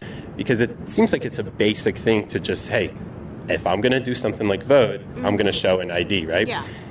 We've heard a lot of narratives recently against this. They're saying that it disenfranchises minorities because the arguments are that they don't know how to get an ID. They don't have an ID. But yeah, and I will say that this comes from white Democrats.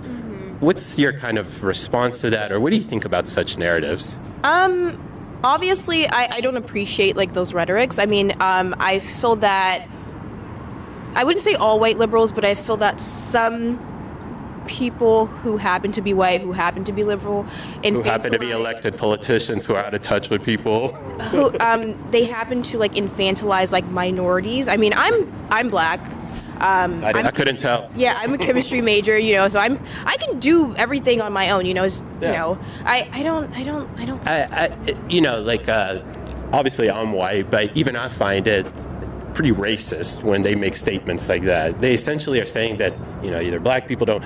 The most ridiculous one is I saw is that they say black people don't know how to use the internet in the Bronx. Right now we have, you know, young black kids growing up in the Bronx who don't even know what the word computer is. They don't know. They don't know these things.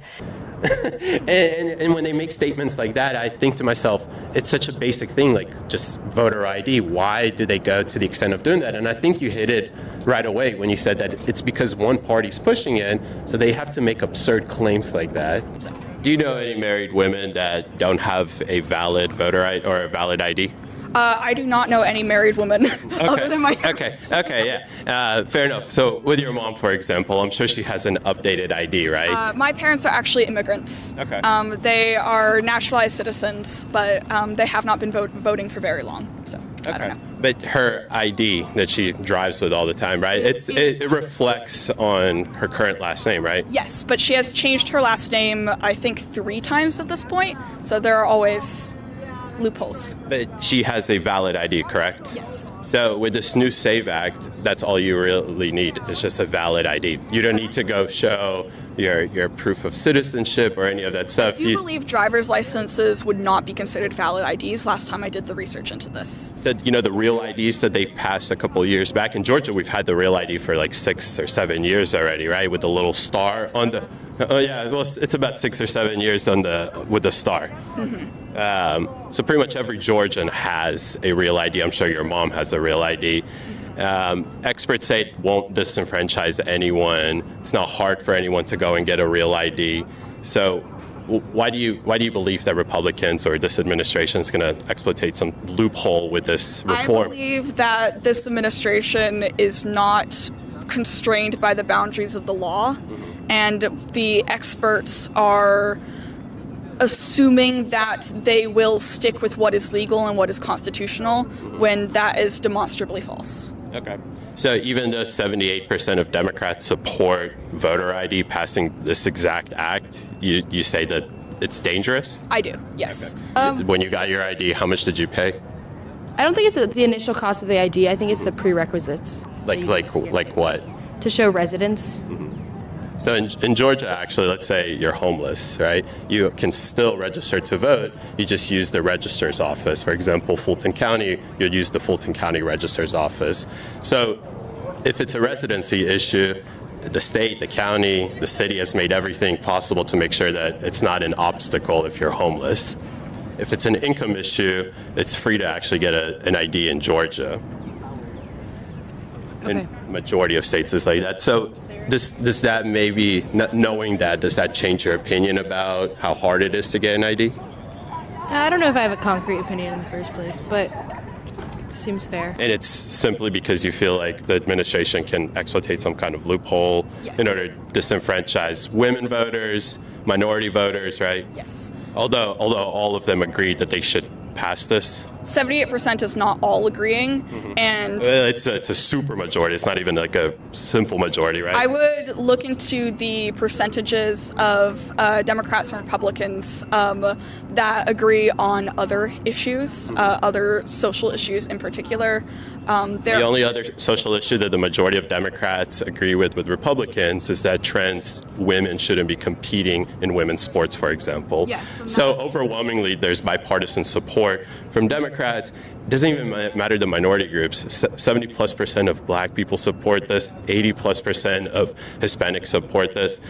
Kind of the argument that we hear from the left always is that passing voter ID in states that don't have it will disenfranchise minorities or women just because they don't know how to get an ID or it's expensive to get an ID.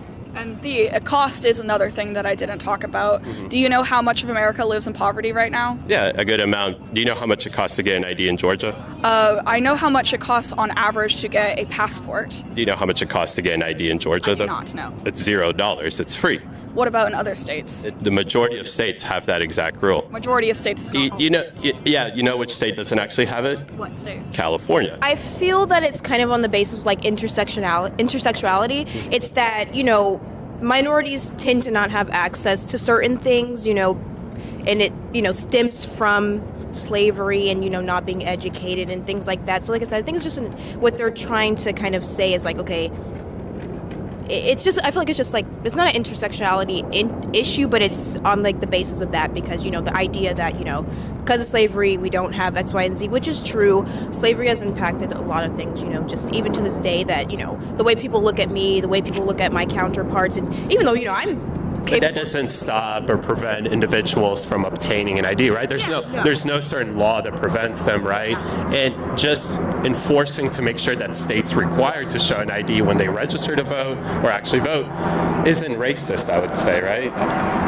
No, but there are laws and things in place to prevent certain things from happening. I mean, previously you could go to a state school that was only like $1,000. Now it's like $16,000. I mean, I have scholarships, so I don't have to pay, but for other black people, they probably couldn't even get up to $1,000, not because they're black, but just because there's things in place that prevent them from doing certain things. But I don't That's think not the case here, right? I don't think it's racist. I think, black people are people or minorities are capable of doing relatively anything that the next person or a white person could do. I don't have any trouble getting an ID, but you do have to, like I said, intersectionality, so they may not have access to a car, they may not have access to whatever they need to get those things. But I mean, maybe if they said, hey, you have to bring whatever, we're gonna make it, we're gonna make a way for you to be able to get this if you don't have this, like some sort of like outreach program or something. I think our state has actually done, it's a good example and blueprint for the country, because our state has made an ID free,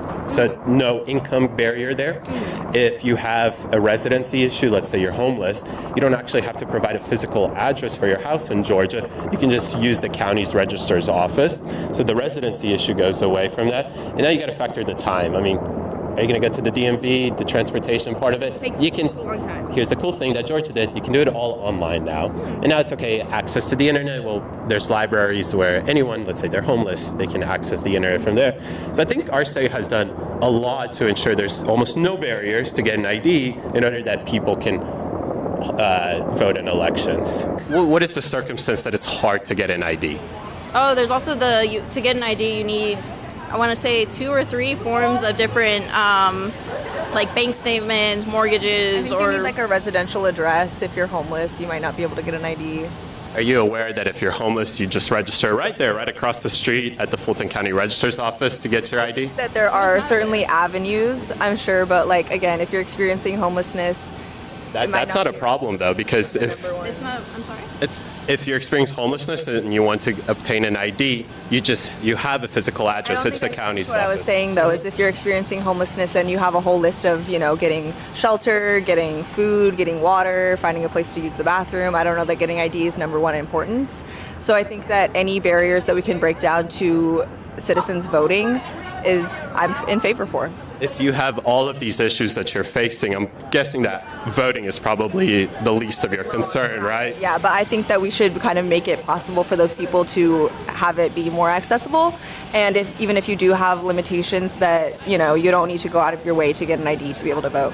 Wouldn't the most basic thing be to just obtain some sort of identification if you're going to be voting? You could absolutely say it's basic, but I don't know that it's basic for everybody. Do you guys know how much it costs to get an ID in Georgia? No. How much did you pay when you got? I did, exactly, because it's free. In the majority of states are free. So if you have a residency issue, that's solved. If it's an income issue, that's solved. I agree with you. Going to the DMV sucks, right? The majority of people don't want to go to the DMV, but it's an ID thing, and it's such a big thing like voting. Don't you think that that's something relatively easy to do? Well, is it the question of, is this person registered and has the actual ID, or like are they registered in the system, or do they physically have the card? Because IDs have pictures, and so if the person comes up, I'm so and so, but type on the computer, you see a picture of so and so, because. But now when you're voting, because I can come up and be like, I'm so and so, but I'm not that person, and that could open up the room for some potential fraud, right? Or double voting, or right. So wouldn't you see? 80% of Americans say that people should show an ID when they go and vote.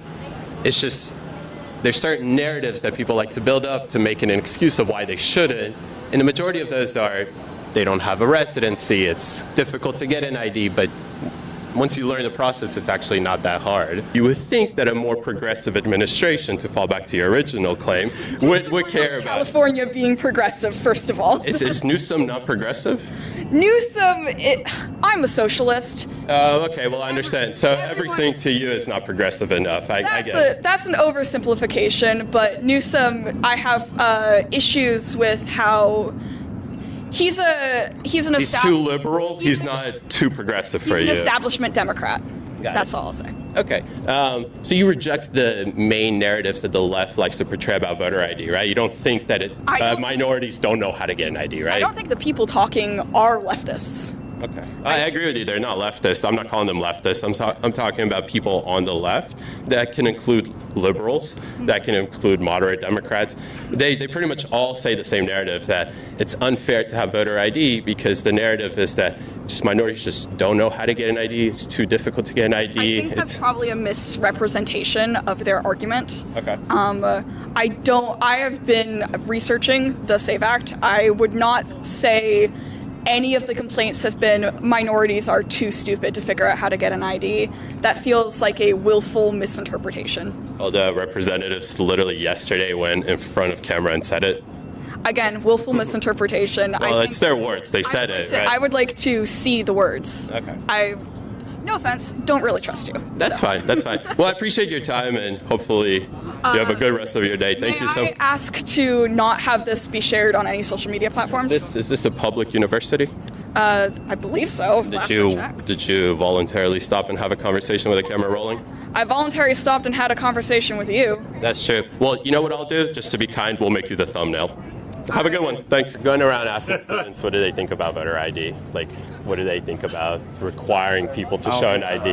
I know we're not going to ask you, don't worry, but I like the Meta glasses, though. They're fresh. Yeah? Oh, yeah, I'm a content creator. I know what I see. Yeah. Cool. Well, I appreciate it. Take it easy. So you haven't talked to all the cops, like you said you did? This is security. I said I talked to the campus police. Oh, okay. Yeah. So who did you talk to, campus police? Do you remember his name? We have it on video, too. Okay, great. So, you want to follow us along and interview students? I have an opinion about requiring people to show your ID when they vote? I guess it's unfair to try to antagonize people and catch them in gotcha moments. People voluntarily stop and have a conversation with an obvious recording device. I don't know that. So hey, I got a jet here sending you guys to my mom's birthday dinner. So I don't know if there's any hosts out there happen to be hanging out, lurking. If you want to come take the wheel until till 5 Eastern. I don't know. I think maybe it used to be LC Max slot, but he was like unable to do it for the time being or something. So, oh, am I muted? Yeah, I'm muted for D Live. Oh, sorry. Okay. Sorry, I was muted for D Live, not for YouTube. But okay. Anyway, as I was saying, I got a jet here in a few minutes to my mom's birthday dinner and Valentine's Day dinner. But I don't know who's. I think it's supposed to be LC Mac. Or well, no, it was. It used to be LC Max slot, but then I don't think he's able to do it, at least for the time being. So, I don't think anyone has the slot right now. Technically, it's just kind of like open. So if any hosts happen to be lurking that feel like coming to take the wheel, feel free to do so. If not, I'll just put something on. After this finishes, this has got like 3 more minutes, and then. No one shows up by then, I'll find something to play until next host comes on. Is Georgia Tech making a statement right now that they're against people exercising their First Amendment? Are you trying to ask another gotcha question that's loaded and baited? I'm just trying to establish why on a beautiful Friday like this, you decided to make a fool of yourself, and in representation, make sure you zoom in representation of Georgia Tech. Oops. Is that really what's happening here? Well, you're the one that did it, right? Where'd you get those glasses, by the way, buddy? I asked you if you were a student here, and you said roll the cameras. Yeah. Let's get something, right? Yeah, absolutely. So how am I making a fool? Because I want to better understand people who represent. Come on. Bring them here to me. We'll sit right here. Bring them to me. What is your name, by the way? Can you tell us your name? I can't.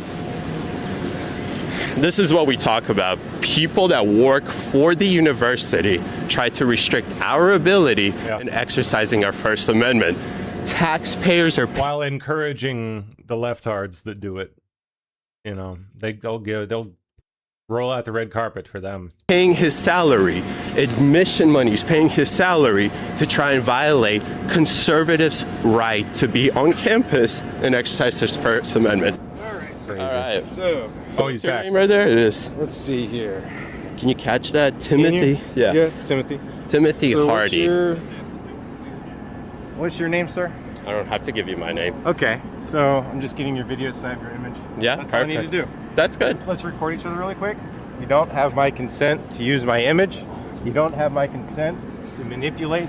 You realize you're you're in public, right? Are you in public? Are you on a You- like, how is this guy like the public relate like the media guy for the campus? He doesn't know this. university? To make me look Hey, like a sir, fool before we start to call the cops, you're trying to harass him. Hey, don't touch me. All right, let's go. We're gonna get the cops now for touching me. Come on. All right. You're an idiot for doing that, right? You know that. Let's arrest me then. Yeah. We're gonna actually go and do that. Assault. Did you touch me? I patted you on the shoulder. All right. How can we help you? Yeah, somebody that works for the university started to harass my cameraman and then immediately hit. I love seeing this turned on these people. It's too delicious. All right. I think Badass Uncle Sam popped in. Rescue. Yes. What's up?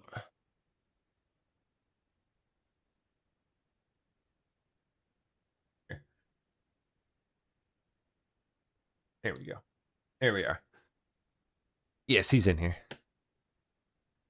How's it going? He might be behind. I don't know if he's like watching through D Live. He might be behind. No? Yeah, You whatever. there? Yeah. Yeah. Oh, there he is. Yep. You there, Mike? Yeah, I'm here. Oh, there he is. Okay. All right. Yeah. It's Mardi Gras here, so that's why I'm indoors. Oh, nice. Fun. Yeah.